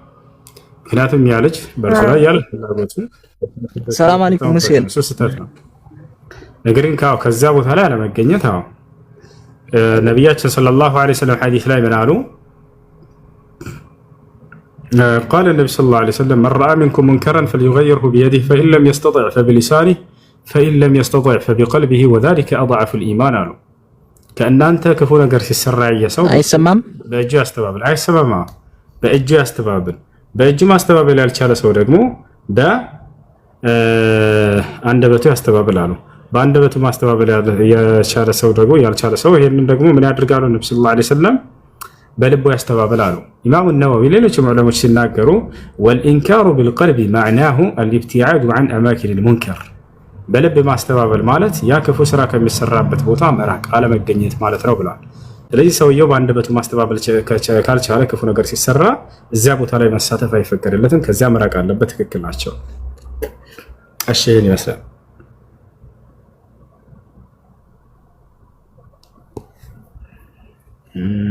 السلام عليكم ورحمة الله وبركاته. እሺ ወአለይኩም ሰላም ወራህመቱላሂ ወበረካቱ። እሺ ሳሚ ኢንሻአላህ አንድ ጥያቄ ያለን ጀዛከላህ መርሐባ። እሺ ሳሚ ኮሜንት ላይ የጻፈ ነው። የዚህ ሰው አስተምሮ ግን ይገርመኛል። ለምሳሌ ባል የሚስቱን ጡት መጥባት ይቻላል ብሎ ይመልሳል እንጂ ግራ አለ። ኢየሱስ ክርስቶስ የወንዶችን ከንፈር ይስም የለ እንዴ? ኪስ የወንዶችን ማለት ነው። ከይቅርታ ጋር ወላሂ መሲሁን ለመናገር አይደለም። መሲሁ ታላቁ ነብያችን ዒሳ ከዚህ ነገር የጸዳ ነው። ግን መጽሐፍ ቅዱስ ይናገራል የትላልቅ ሰዎችን አፍ ከንፈራቸውን ይስማቸው ነበር አፋቸውን። ይሄን አሜን ብላችሁ የተቀበላችሁ ባል ሚስቱን ጡቷን ቢስም ምንድነው ችግሩ? ረብ ማስረጃ የምትሉ ቆይ ላሳያችሁ። እኔ ከራሴ አንዳች አልናገርም፣ እንዳነበብኩ እናገራለሁ። ንግግሬን ቀና በማስረጃ እንጂ ማስረጃ አልናገርም። ላሳያችሁ። ኢየሱስ ክርስቶስ የሰዎችን አፍ ይስም ነበር ይላል መጽሐፍ ቅዱስ። ነገር ግን እኛ መሲሁ ላይ ይሄን አንናገርም። መጽሐፉ የሚለውን ነው የምንነግራችሁ። መሲሁ ከዚህ ነገር የጸዳ ነው።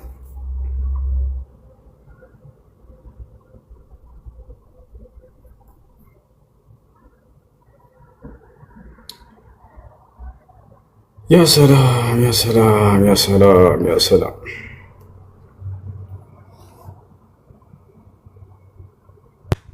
ሰላም አለይኩም ሁሱ ደክፈትልህ ፈልክ ወአለይኩም ሰላም ክፈታሽ።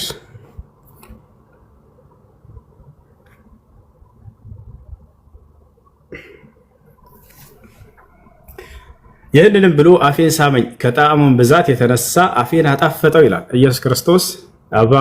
አባታችን መባጽዮን ምናምን የሚባለውን ሰውዬ ማለት ነው።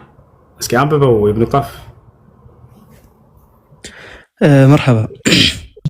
ይህንንም ብሎ አፌን ሳመኝ ከጣዕሙን ብዛት የተነሳ አፌን አጣፈጠው፣ ምንም አላወቅኩም ልቤን አሳጥቶኛልና ለአንድ ሰዓትም እንግዲህ ለአንድ ሰዓትም ነው በልብሴ ቋጠርኩት ይላል። ይሄ እንግዲህ ያው ሆሞሴክሹዋሊቲ ነውና ከእኔ ላይም ሊነሳ በወደደ ጊዜ ጌታዬ ሆይ ሳልጠግብህ ልትሄድ ነው ወይ አልኩት ይላል። ምንድነው ያልጠገበው ነገር? እኔ ይሄ ነገር በጣም ጥያቄ ይሆንብኛልና ያልጠገበው ምንድነው? ይሄ ነው። ለማንኛውም ልጆች መሲሁ ዒሳ አለይሂ ሰላም ከዚህ ነገር የጸዳ ነው። ወንዶችን አፋቸውን በፍጹም አይስምም በፍጹም ገብታችኋልና ይሄ ስህተት ነው። ነቢዩላህ ዒሳ አለይሂ ሰላም ከዚህ የጸዱ ናቸው። እንደው አንተ ስላነሳህ ብዬ ነው። ይሄን ነው አንድ ባል ሚስቱን መሳቡ ምንድነው ነውሩ? ነውሩ ምንድነው? ያቻል ባል ሚስቱን መሳቡ ምንም ነውር የለውም። ቱታርም ሆነ ርኩስ ቦታ ማን ነው ክፉ ቦታ ላይ ክፉ ነገር የሚወጣበት ቦታ ያንን እንዳይስም እንጂ የሰውነት ክፍሏን ከንፈሯን ሊሆን ይችላል፣ ጉንጯን ሊሆን ይችላል፣ ጡቷን ሊሆን ይችላል። ቢስም ነውር የለውም። ይሄ ነገር እኮ ቅዱሳን ወንድ ለወንድ መሳሳምን ግን አሜን ብላችሁ ተቀብላችኋል። ይሄ አስኬድም። የሚያስኬደው ምንድን ነው ከተባለ የተወሰነ ቁርአን መቅራት ይላል ቃሉ ሲናገር ማለት ነው። ኢንሻአላህ ያለ ኢንሻአላህ ከፊት አንድ ቃል አለች እንሻአላህ ይሰማል ድምጽ ይሰማል።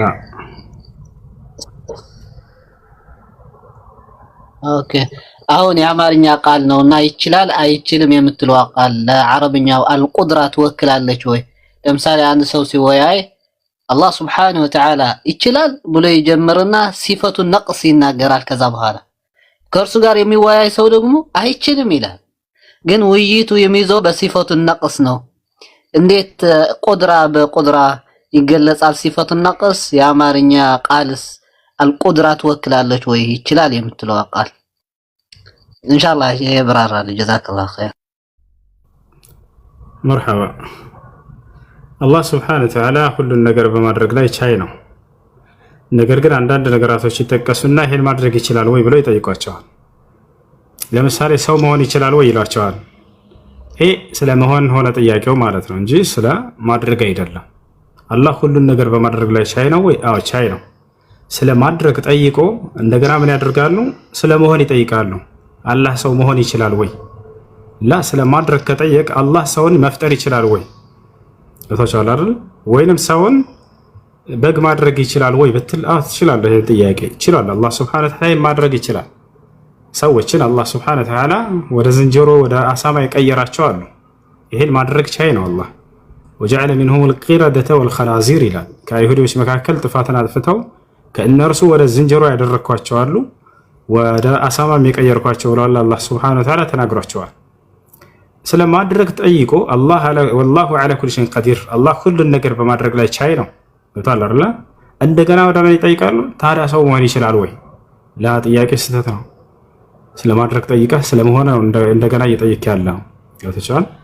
አላህ ሰው መሆን ይችላል ወይ ካሏችሁ አላህ Subhanahu Wa Ta'ala ስለማይገባው ነው እንጂ ስለማይችል አይደለም። ስለ ችሎታ አይደለም ጥያቄው። ለእርሱ ፈጣሪ ነውና ፈጣሪ ፍጡር ሊሆን ተገቢው አይደለም ለእርሱ። ያተቻል። ፈጣሪ ፍጡር ከሆነ ፍጡር ሆኖ ይቀራል እዛው። እንደገና ፈጣሪ ነው ፍጡር ነው ብሎ የሚሄድበት ሂሳብ የለም። ፈጣሪ በፍጹም ፍጡር የመሆን ባህሪ የለውም። ፍጡር ፈጣሪ የመሆን ባህሪ እንደሌላቸው ሁሉ ማለት ነው። እና ማድረግና መሆን የተለያዩ ለየቅል የሆኑ ነገራቶች ናቸው። أعوذ بالله من الشيطان الرجيم بسم الله الرحمن الرحيم ألف لام تلك آيات الكتاب المبين إنا أنزلناه قرآنا عربيا لعلكم تعقلون نحن نقص عليك أحسن القصص بما أوحينا إليك هذا القرآن وإن كنت من قبله لمن الغافلين إذ قال يوسف لأبيه يا أبت إني رأيت 11 كوكبا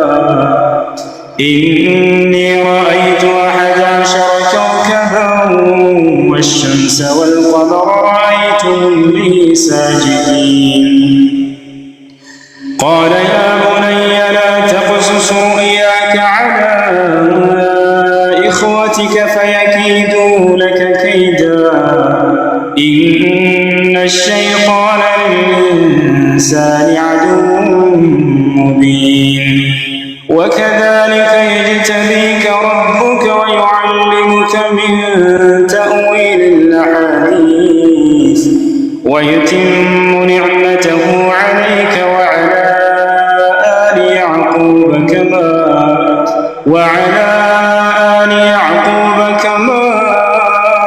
أتمها على أبويك من قبل إبراهيم وإسحاق إن ربك عليم حكيم لقد كان في يوسف وإخوته آيات للسائلين إذ قالوا ليوسف وأخوه أحب إلى أبينا منا ونحن عصبة إن أبانا لفي ضلال مبين اقتلوا يوسف أو اطرحوه أرضا يخل لكم وجه أبيكم وتكونوا من بعده قوما صالحين قال قائل منهم لا تقتلوا يوسف وألقوه في غيابة الجب يلتقطه بعض السيارة إن كنتم فاعلين قالوا يا أبانا ما لك لا تأمنا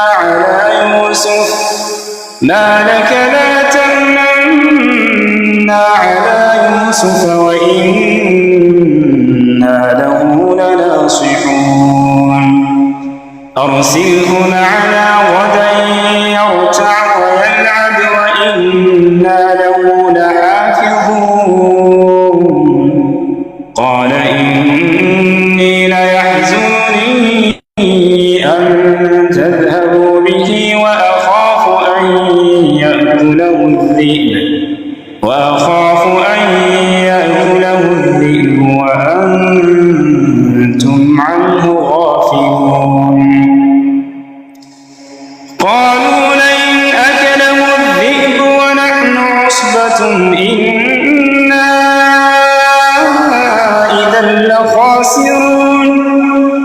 فلما ذهبوا به وأجمعوا أن يجعلوه في غيابة الجب وأوحينا إليه لتنبئنهم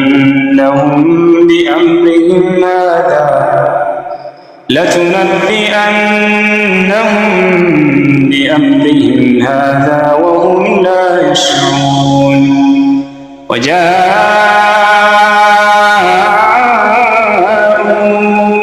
أباهم عشاء يبكون. قالوا يا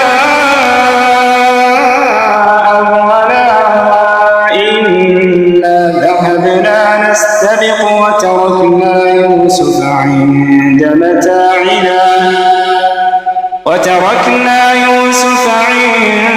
متاعنا فأكله الذئب وما أنت بمؤمن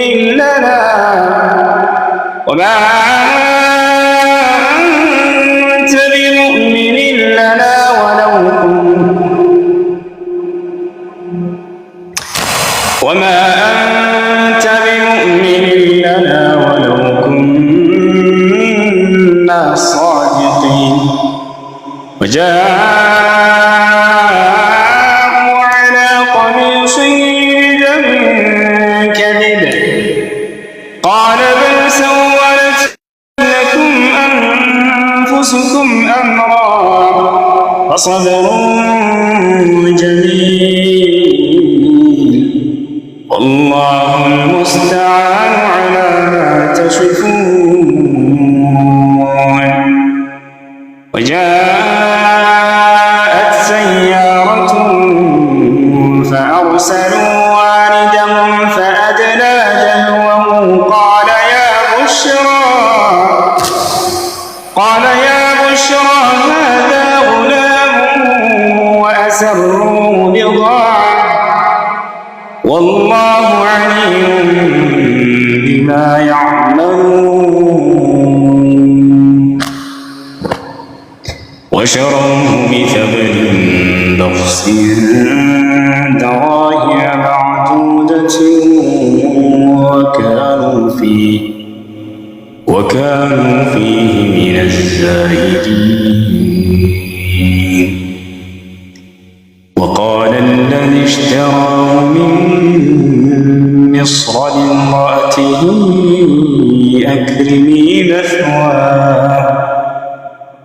أكرمي مثواه عسى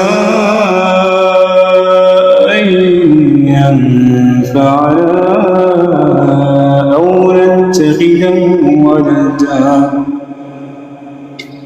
وكذلك مكنا ليوسف في الأرض ولنعلمه من تأويل الأحاديث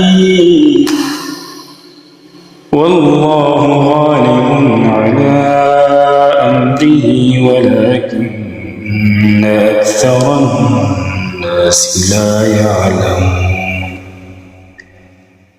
ولما بلغ أشده آتيناه حكما وعلما وكذلك نجزي المحسنين. وراودته التي هو في بيتها عن نفسه وغلقت الأبواب وقالت هيت لك قال معاذ الله إنه ربي أحسن مثواي إنه لا يفلح الظالمون. ولقد همت به وهم بها لولا أن رأى برهان ربه كذلك لنصرف عنه السوء والفحشاء إنه من عبادنا المخلصين واستبق الباب وقدت قميصه من دبر وألف يا سيدها لدى الباب قالت ما جزاء من أراد بأهلك سوءا إلا أن يسجن أو عذاب أليم قال هي راودتني عن نفسي وشهد شاهد من أهلها إن كان قميصه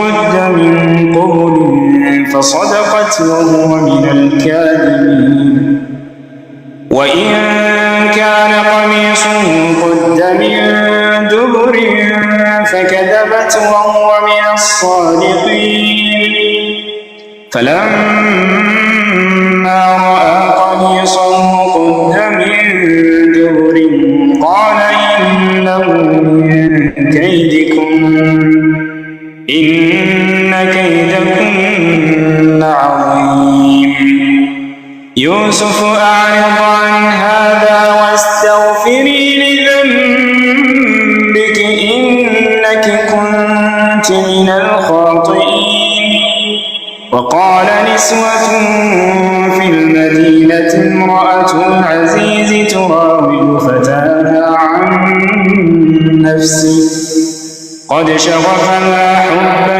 إنا لنراها في ضلال مبين فلما سمعت بمكرهن أرسلت إليهن وأعتدت لهن متكئا وآتت كل واحدة منهن سكينا وقالت اخرج عليهم فلما رأينه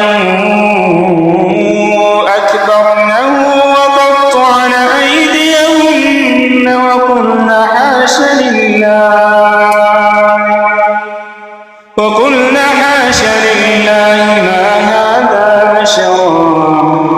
ما هذا بشرا إن هذا إلا ملك كريم قالت فذلكن الذي لمتنني فيه ولقد راودته عن نفسه فاستعصم ولئن لم يفعل ما آمره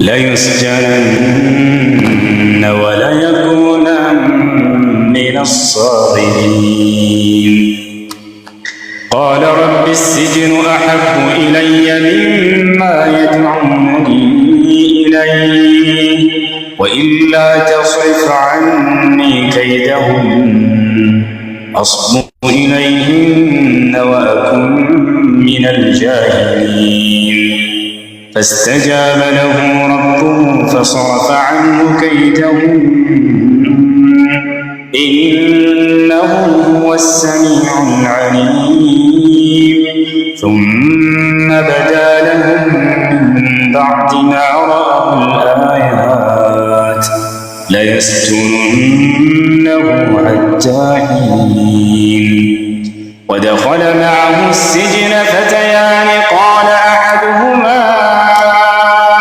إني أراني أعصر خمرا وقال الآخر إني أراني أحمل فوق رأسي خبزا تأكل الطير منه نبئنا بتأويله إنا نراك من المحسنين قال لا يأتيكما طعام ترزقانه إلا نبأتكما بتأويله قبل أن يأتيكما ذلكما مما علمني ربي إني تركت ملة قوم لا يؤمنون بالله وهم بالآخرة هم كافرون واتبعت ملة آبائي إبراهيم وإسحاق ويعقوب ما كان لنا أن نشرك بالله من شيء ذلك من فضل الله علينا وعلى الناس ولكن أكثر الناس لا يشكرون يا صاحبي السجن أأرباب متفرقون خير أم الله الواحد القهار ما تعبدون من دونه إلا أسماء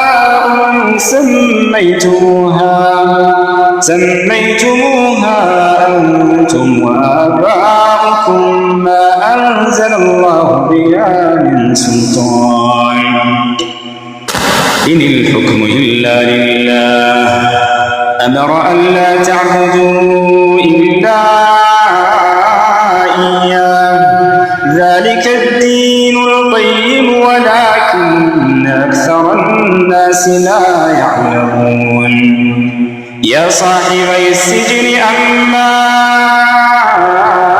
أحدكما فيسقي ربه خمرا وأما الآخر فيصلب فتأكل الطير من رأسه قضي الأمر الذي فيه تستفتيان وقال للذي ظن أنه ناج منه اذكرني عند ربك فأنساه الشيطان ذكر ربه فلبث في السجن بضع سنين وقال الملك إني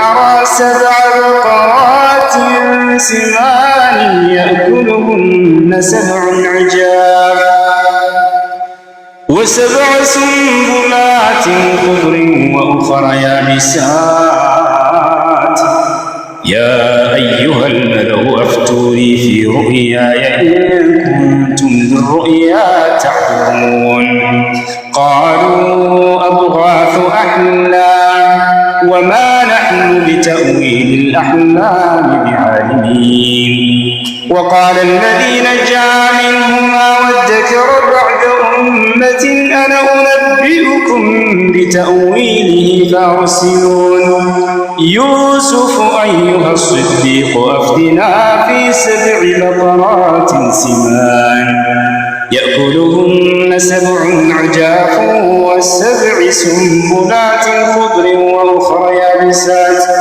لعلي أرجع إلى الناس لعلهم يعلمون قال تزرعون 7 سنين دأبا فما حصدتم فذروه في سنبله إلا قليلا مما تأكلون ثم يأتي من بعد ذلك 7 شداد يأكلن ما قدمتم لهن إلا قليلا مما تحصنون ثم يأتي من بعد ذلك عام فيه يغاث الناس وفيه يعصرون وقال الملك ائتوني به فلما جاءه الرسول قال ارجع إلى ربك فاسأله ما بال النسوة اللاتي قطعن أيديهن إن ربي بكيدهن عليم قال ما خطبكن إذ راوتن يوسف عن نفسه قلنا حاش لله ما علمنا عليه من سوء قالت امرأة العزيز الآن حصحص الحق أنا راودته عن نفسه وإنه لمن الصادقين. ذلك ليعلم أني لم أخنه بالغيب وأن الله لا يهدي كيد الخائنين. وما أبرئ نفسي إن النفس لأمارة بالسوء إلا ما رحم ربي إن ربي غفور رحيم. وقال الملك ائتوني به أستخلصه لنفسي فلما كلمه قال إنك اليوم لدينا مكين أمين. قال اجعلني على خزائن الأرض إني حفيظ عليم. وكذلك مكنا ليوسف في الأرض يتبوأ منها حيث يشاء نصيب برحمتنا من نشاء ولا نضيع أجر المحسنين. ولأجر الآخرة خير للذين آمنوا وكانوا يتقون.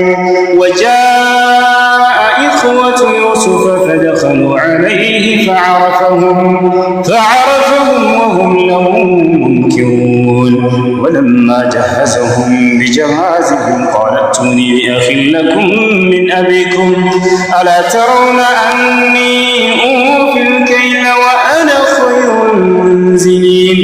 فإن لم تأتوني به فلا كيل لكم عندي ولا تقربون. قالوا سنراود عنه أباه وإنا لفاعلون. وقال لفتيانه جعلوا بضاعتهم في رحالهم لعلهم يعرفونها إذا انقلبوا إلى أهلهم لعلهم يرجعون. فلما رجعوا إلى أبيهم قالوا يا أبانا منع منا الكيل فأرسل معنا أخانا نكتل وإنا له لحافظون. قال هل آمنكم عليه إلا كما أمنتكم على أخيه من قبل فالله خير حافظا وهو أرحم الراحمين. ولما فتحوا متاعهم وجدوا بضاعتهم ردت إليهم قالوا يا أبانا ما نبغي هذه بضاعتنا ردت إلينا ونمير أهلنا ونحفظ أخانا ونزداد كيل بعير ذلك كيل يسير. قال لن نرسله معكم حتى تؤتون موثقا من الله لتأتونني به إلا أن يحاط بكم. فلما آتوا موثقهم قال الله على ما نقول وكيل. وقال يا بني لا تدخلوا من باب وادخلوا من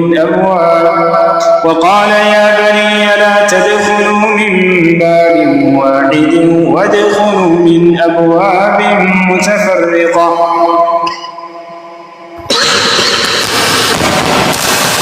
وما أغني عنكم من الله من شيء إن الحكم إلا لله عليه توكلت عليه فليتوكل المتوكلون. ولما دخلوا من حيث أمرهم أبوهم ما كان يغني عنهم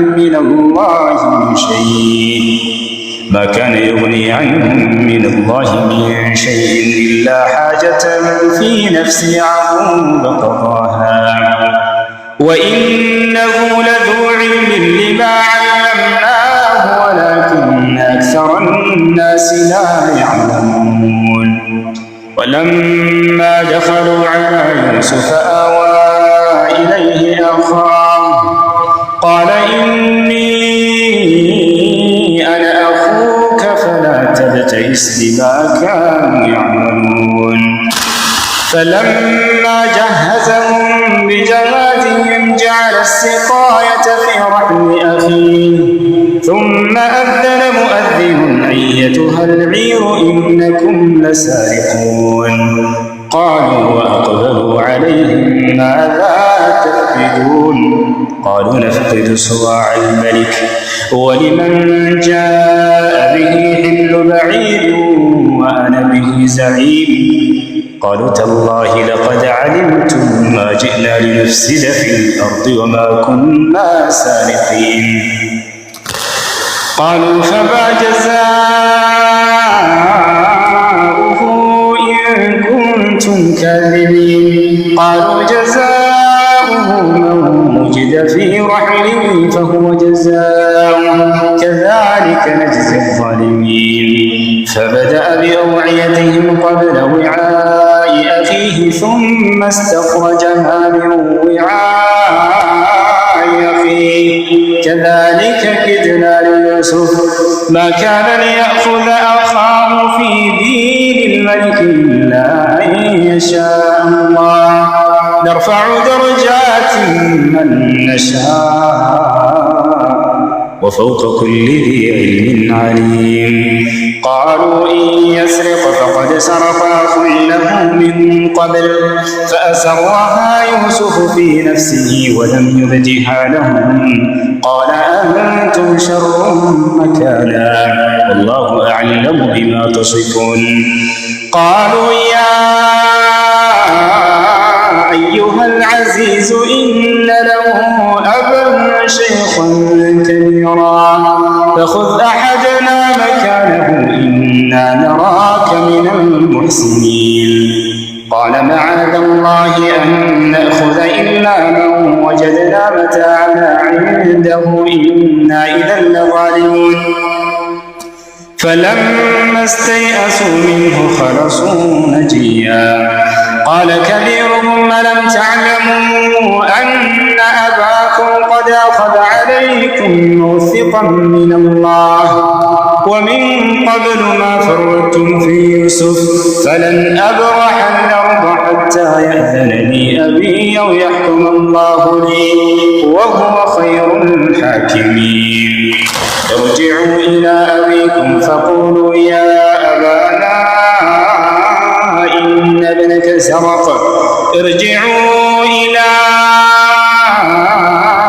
أبيكم فقولوا يا أبانا إن ابنك سرق وما شهدنا إلا بما علمنا وما كنا للغيب حافظين واسأل القرية التي كنا فيها والعير التي أقبلنا فيها وإنا لصادقون قال بل سولت لكم أنفسكم أمرا فصبر جميل عسى الله أن يأتيني بهم جميعا إنه هو العليم الحكيم وتولى عنهم وقال يا أسفا على يوسف وابيضت عيناه من الحزن فهو كظيم قالوا تالله تذكر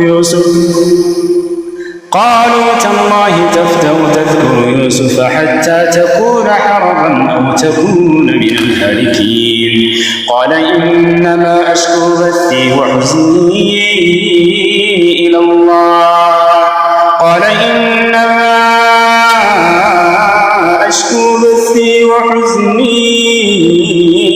إلى الله وأعلم من الله ما لا تعلمون يا بني اذهبوا فتحسسوا من يوسف وأخيه ولا تيأسوا من روح الله إنه لا ييأس من روح الله إلا القوم الكافرون فلما دخلوا عليه قالوا يا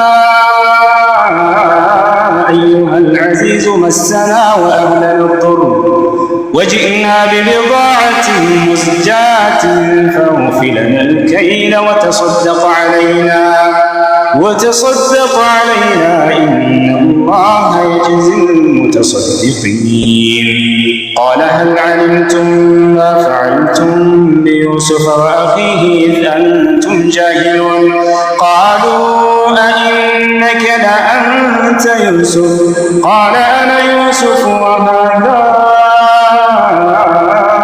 أخي قد من الله علينا إنه من يتق ويصبر فإن الله لا يضيع أجر المحسنين.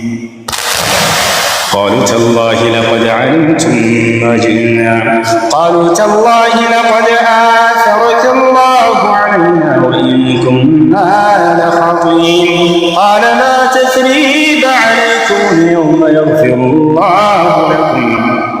الله لكم وهو أرحم الراحمين. ارجعوا إلى أبيكم قالوا تالله لقد آثرك الله علينا وإن كنا لخاطئين. قال لا تثريب عليكم اليوم يغفر الله لكم وهو أرحم الراحمين. اذهبوا بقميصي هذا فألقوه على وجه أبي يأتي بصيرا وأتوني بأهلكم أجمعين. ولما فصلت العير قال أبوهم إني لأجد ريح يوسف لولا أن تفندون. قالوا تالله إنك لفي ضلالك القديم. فلما أن جاء البشير ألقاه على وجهه فارتد بصيرا قال ألم نقل لكم إني أعلم من الله ما لا تعلمون. قالوا يا أبانا استغفر لنا ذنوبنا إنا كنا خاطئين. قال سوف أستغفر لكم ربي إنه هو الغفور الرحيم. فلما دخلوا على يوسف آوى إليه أبويه وقال ادخلوا مصر إن شاء الله آمنين. ورفع أبويه على العرش وخروا له سجدا وقال يا أبت هذا تأويل رؤياي من قبل قد جعلها ربي حقا وقد أحسن بي إذ أخرجني من السجن وجاء بكم من البدو من بعد أن نزغ الشيطان بيني وبين إخوتي إن ربي لطيف لما يشاء إنه هو العليم الحكيم. رب قد آتيتني من الملك وعلمتني من تأويل الأحاديث فاطر السماوات والأرض أنت ولي في الدنيا والآخرة توفني مسلما وألحقني بالصالحين. ذلك من أنباء الغيب نوحيه إليك وما كنت لديهم إذ أجمعوا أمرهم وهم يمكرون وما أكثر الناس ولو حرصت بمؤمنين. سورة يوسف يوسف ምዕራፍ በምትወደው ሰው ተፈትነህ ከሆነ መጽናኛ ትፈልጋለህ ዩሱፍን አንብብ። ሱራ ዩሱፍን አንብብ። ያዕቁብ ዓለይሂ ሰላም በሚወደው ልጁ ተፈተነ፣ ፈተናውንም በብቃት ተወጣ እስከ ህይወቱ ፍጻሜ ድረስ። አላህ ሱብሓነሁ ወተዓላ በጣም አወደሰው፣ የእርሱን ታሪክን በዚህ ላይ ገለጸው። ሰዎች አንተን ባሪያ አድርገው ሊሸጡህ ይችላሉ። ነገር ግን እነሱ እንዳሰቡት አይሆንም። አላህ የሆነ ጊዜ ላይ ንጉሥ አድርገው በፊታቸው ሊያቆምህ ይችላል። ሰዎች አንተ እንድትጠላ ሊያሰሩብህ ይችላሉ። ነገር ግን አላህ ሱብሓነሁ ወተዓላ እምቢ ይላል፣ አንተ እንድትወደድ እንጂ። የያዕቆብ ልጆች ዩሱፍ ለምን ከኛ በላይ ተወዳጅ ሆነ ብለው ለዚህ ያለን መንገድ ዩሱፍን ከአባታችን ፊት ማራቅ ነው። የዛኔ ይረሳዋል፣ ፍቅሩም ወደኛ ይዞራል ብለው አሰቡ። ነገር ግን ዩሱፍን ባራቁት ጊዜ ጭራሽ ይባስ ብሎ ፍቅሩ ከዩሱፍ ጋር ተጣብቆ ቀረባቸው። ዩሱፍ ወንድማቸውን ባሪያ እንዲሆን አድርገው ሸጡት። በግብፅም ሀገር ላይ ባሪያ ሆኖ ሄደ። ነገር ግን አላህ ሱብሓነሁ ወተዓላ ንጉሥ አደረገው። ከፊቱም አምጥቶ አንበረከካቸው።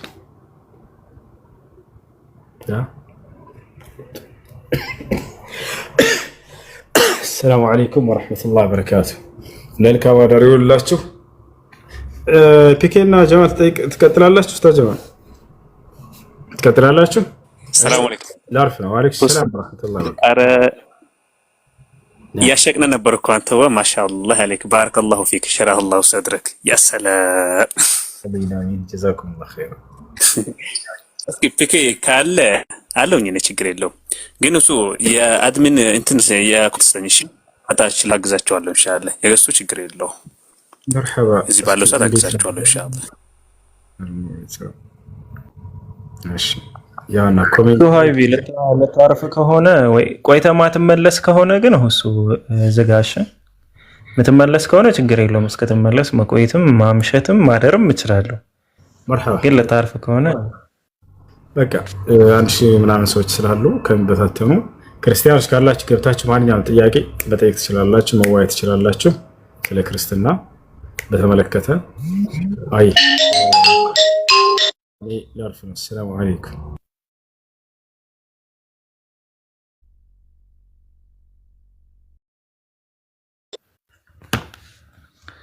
እሺ ክርስቲያኖች ካላችሁ ሪኩዌስት ላኩ። በዚህ አካውንቴ ሞዴሬተር ስለሌለኝ ሞዴሬተሮች ካላችሁ ተቀበሉ። እሺ ክርስቲያኖች ካላችሁ ሪኩዌስት ላኩ።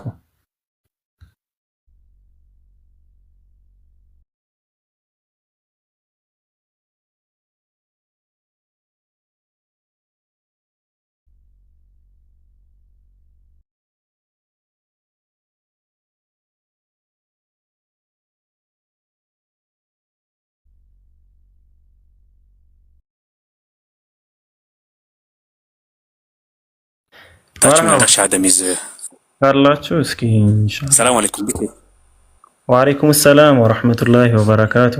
ይሄንን አካውንት ታውቀዋለህ ኡስታዝ ጀማል? እስኪ ፎሎ አድርገው። አዲስ አካውንት ነው። አረኩት እኮ እኔም አላወኩም ነበርና አድርጌያለሁ። ኢንሻአላህ ዛሬ አወኩት። አዎ ያኛው እኮ በቃ ቀጠቀጡት። ተመታ ብቻ አይገልጸውም። ኢንሻአላህ እስኪ እሺ ዛዛ አለ ኮፒሊክ ነው ኢንሻአላህ። አብሽር መርሐባ። እሺ ዛዛ አለ ወይም ዜድኤ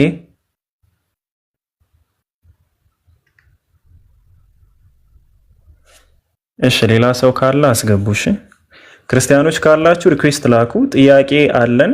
ጥያቄም ካላችሁ እናስተናግዳለን ኢንሻአላህ እስካወቅነው ድረስ ማለት ነው። ሪኩዌስት ላኩ። ክርስቲያኖች ካላችሁ ሪኩዌስት ላኩ። ፎሎ ያላረጋችሁ ሰዎች ፎሎ አድርጉኝ። ያኛው አካውንት የተቀጥቅጦ ነው። እሺ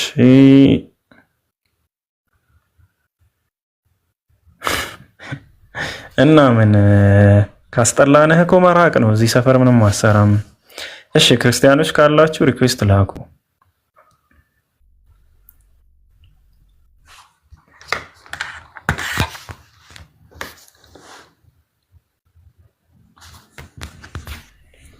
ንጽጽራዊ ጥያቄ ያላችሁ ሙስሊሞችም ካላችሁ የንጽጽር ነክ ማለት ነው፣ ፈትዋ ነክ ሳይሆን ንጽጽር ነክ የሆኑ ጥያቄዎች ወይም ክርስቲያኖች የሚያነሷቸው ጥያቄዎች የምታውቁት ለእናንተም ጥያቄ የሆነባቸው ነገሮች ካሉ እናንተም መግባት ትችላላችሁ።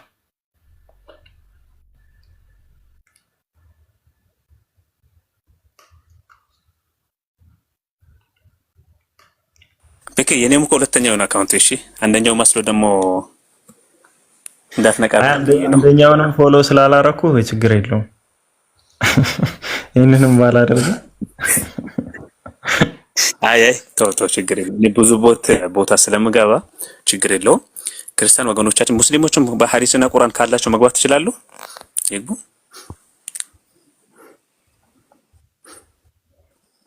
ፈትዋ አይደለም። እሺ አሁን እሱ እርፍት ላይ ስለሆነ ማለት ነው።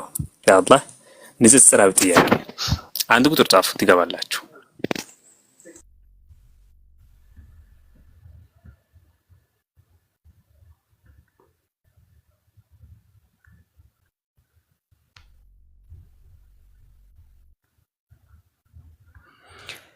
እሺ ክርስቲያኖች የሉም ነው?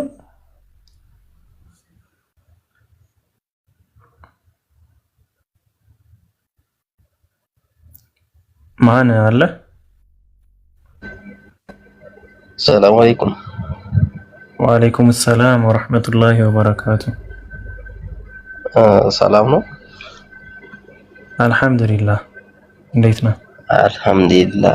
አንድ ጥያቄ ነበረኝ። እሺ ነበር። እንትን አሁን 10 ሰዓት 10 ማለት ነው። ቆይ እሱ እንትና ሁሱ ሲመጣሽ ሃይ እሺ የንጽጽር ጥያቄ ያላችሁ ሰዎች ብቻ ሪኩዌስት ላኩሽ። ካልሆነ ሁሱ ሲመጣ ኢንሻአላህ የፈተዋ ጥያቄዎች ጋር በተገናኙ ሁሱ ሲመጣ ፈትዋ በውስጥ መጠየቅ እፈልጋለሁ ያላችሁ ሰዎች አይ ቲንክ ሁሱ ጋር ብትጽፉለት እንትን ይላል መሰለኝ።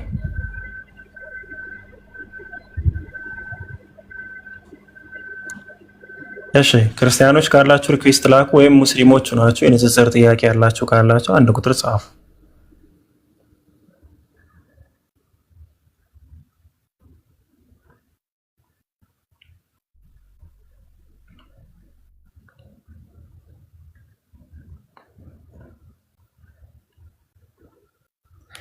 ሰው ካለ አስገቡሽ። አዎ እስኪ ጥሩ ሀሳብ ነው የተነሳው። ክርስቲያኖች ካላችሁ እስኪ ለምንድን ነው እስልምናን ያልተቀበላችሁ? እስካሁን ከመስለም ምንድን ነው የያዛችሁ? ምንድን ነው ያገዳችሁ ነገር? ለምን አልሰለማችሁም? እኛስ ክርስቲያን መሆን ካለብን እስኪ ለምንድን ነው ክርስቲያን መሆን ያለብን? ክርስቲያን በመሆናችን ምንድን ነው የምናገኘው? ባለመሆናችንስ ምንድን ነው የምናጣው ነገር? እስኪ ሪኩዌስት ላኩና ክርስቲያን ብትሆኑ ይህን ታገኛላችሁ፣ ክርስቲያን ካልሆናችሁ ደግሞ ይህንን ነገር ታጣላችሁ የምትሉት ነገር ካለ ያንን ነገር አጋሩን፣ እኛም እንስማ። ወይም ደግሞ እኔ ሙስሊም ያልሆንኩት በዚህ ምክንያት ነው የምትሉት ነገር ካለም ኢንሻአላህ እስኪ እንስማ እሱን።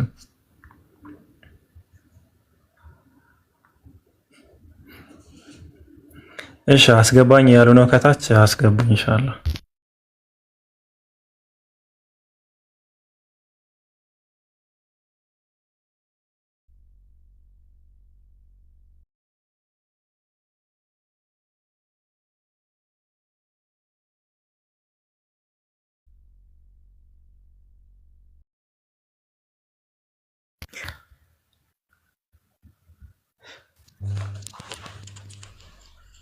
ፋይፍ ጃለ ሰላም አለይኩም።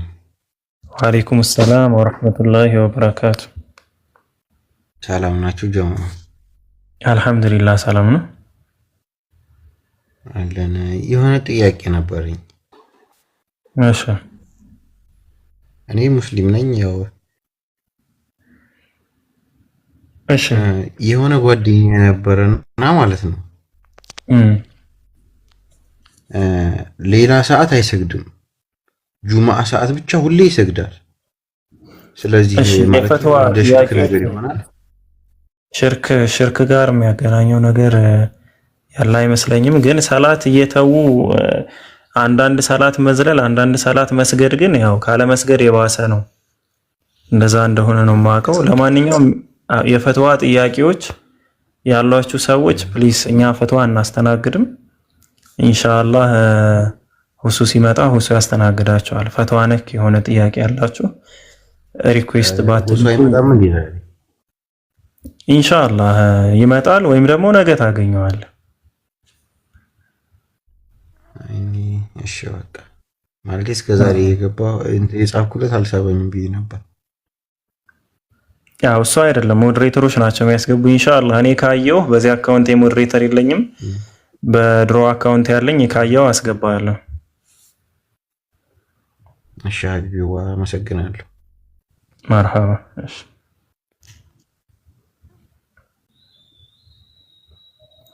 እሺ አየለ እንዴት ነህ?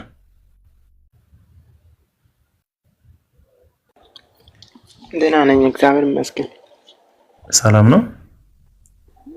እግዚአብሔር ይመስገን ደህና ነኝ። ደህና ናችሁ? አለን አልሐምዱሊላህ። ከየት ቤተ እምነት ነህ? ክርስቲያን ነኝ። ክርስቲያን ስትል ኦርቶዶክስ ነህ ወይስ? አይደለም ፕሮቴስታንት ነህ? የይሖዋ ምስክር ነህ? ከየት ቤተ እምነት ነህ ወገናችን? ፕሮቴስታንት ነኝ። እሺ፣ ስንት አምላክ ነው የምታመልከው? አንድ አምላክ ነው። አንድ አምላክ? አዎ። ያ አንዱ አምላክ ከማርያም ተወልዷል ብለህ ታምናለህ? አዎ። ያልተወለደ አምላክ አለ እንዴ? ከማርያም ያልተወለደ አምላክ አለ?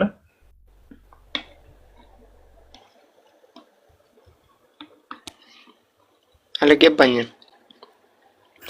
አንዱ አምላክ ከማርያም ተወልዷል አልከኝና ከማርያም ያልተወለደ አምላክ አለ? የተወለደው ኢየሱስ ክርስቶስ ነው። አብ አልተወለደም። የተወለደማ እንዳለ ነገርከኝ። ያልተወለደ አምላክ አለ? ከማርያም ያልተወለደ አምላክ አለ ወይስ የለም? እኛ ብዙ አማልክት የለንም፣ የምናመልከው አንድ አምላክ ነው አለን። ስለዚህ ያልተወለደ አምላክ የለማ።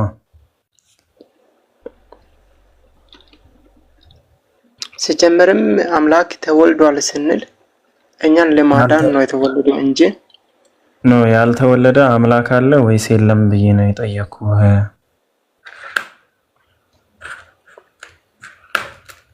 ጀመር ወደዚህ የገባሁት ምንድነው ታውቃለህ? ያው ስሜ ፒኬ ነው መሰለኝ። አዎ ፒኬ ነው ስሜ። አዎ ፒኬ ነው። ሙስሊም ያልሆናችሁ ምክንያት ምንድን ነው? ክርስቲያን ሆናችሁ ለጠየኩህ ጥያቄ ምላሽ የለህም ነው? አይ ዋና ዓላማ የገባሁት የነገርኩህ ነው። ምክንያቱም ስንት አምላክ እንደምታመልክ አታውቀውም ነው ወይስ ያልተወለደ አምላክ የለም ነው? እንዴት ነው ነገሩ? ነው ወይስ አላቅም በለኝና ወይ ምክንያትህን ትነግረኝ። አሁን ያልሆንክበትን ሙስሊም ያልሆንክበትን ምክንያት ከማንሳት በፊት ማለት ነው መጀመሪያ ሙስሊም ለመሆን ማለት ክርስቲያን ለመሆን ስንት አምላክ እንደምታመልክ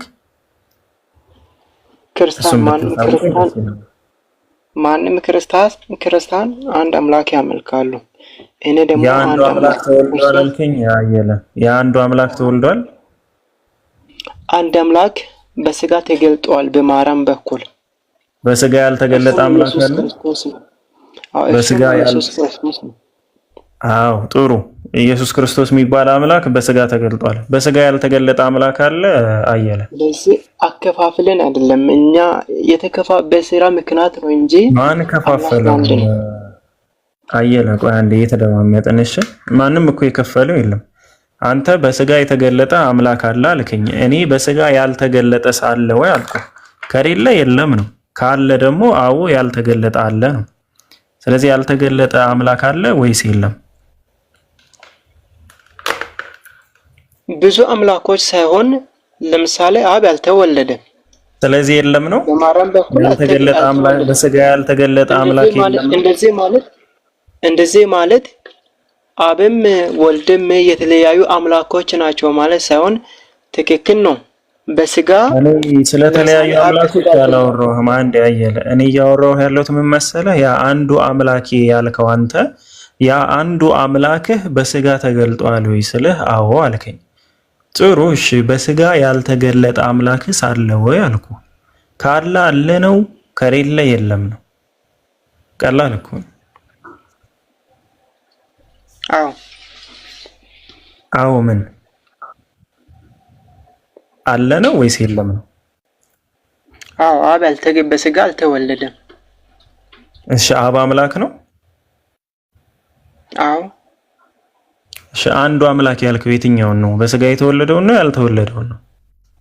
ጥሩ አብ ያልኩት ነው። አብ ያልከው አላልኩም። ቆይ አንዴ አየለ አብ ያልከው ማንን ነው አላልኩም። አንዱ አምላክ ያልከኝ መጀመሪያ እናመልከዋለን ያልከው አንዱ አምላክ ያልከው የትኛውን ነው? እሺ አዎ የትኛውን ነው? በስጋ የተገለጠውን ነው ወይስ ያልተገለጠውን ነው ነው ያልከው? ጥሩ አዳምጠኝሽ። እሺ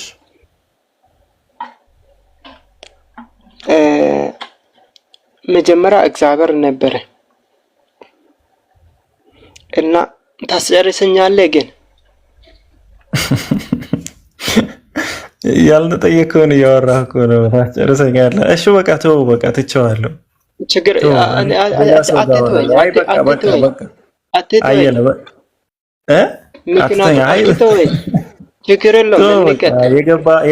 ወደ ገባህበት ጉዳይ እንግባ እና ኢኑ ምናምን የሚል አካውንት አለ። ከእሷ ጋር አወራለሁ። ወደ ሀሳቤ እየመጣሁልህ ነው።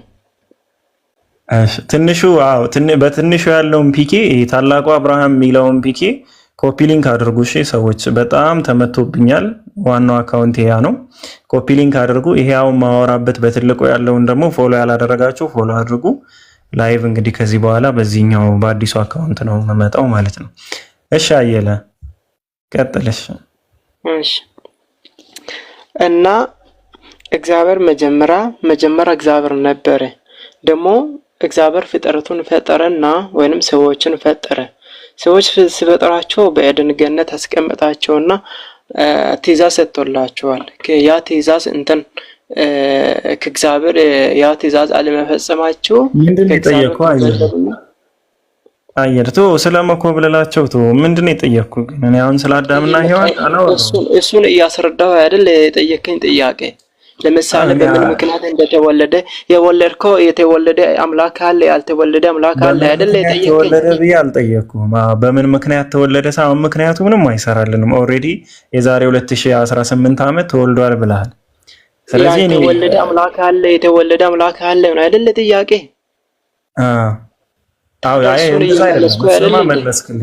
አይደለም እሱም መልሰህልኛል። የኔ ጥያቄ አሁን አንዱ አምላክ የምትለው የትኛውን ነው? የተወለደውን ነው ወይስ ያልተወለደውን ብዬ ነው የጠየኩት። እሱን እየነገርኩህ አይደል? ምንድነው ታውቃለህ?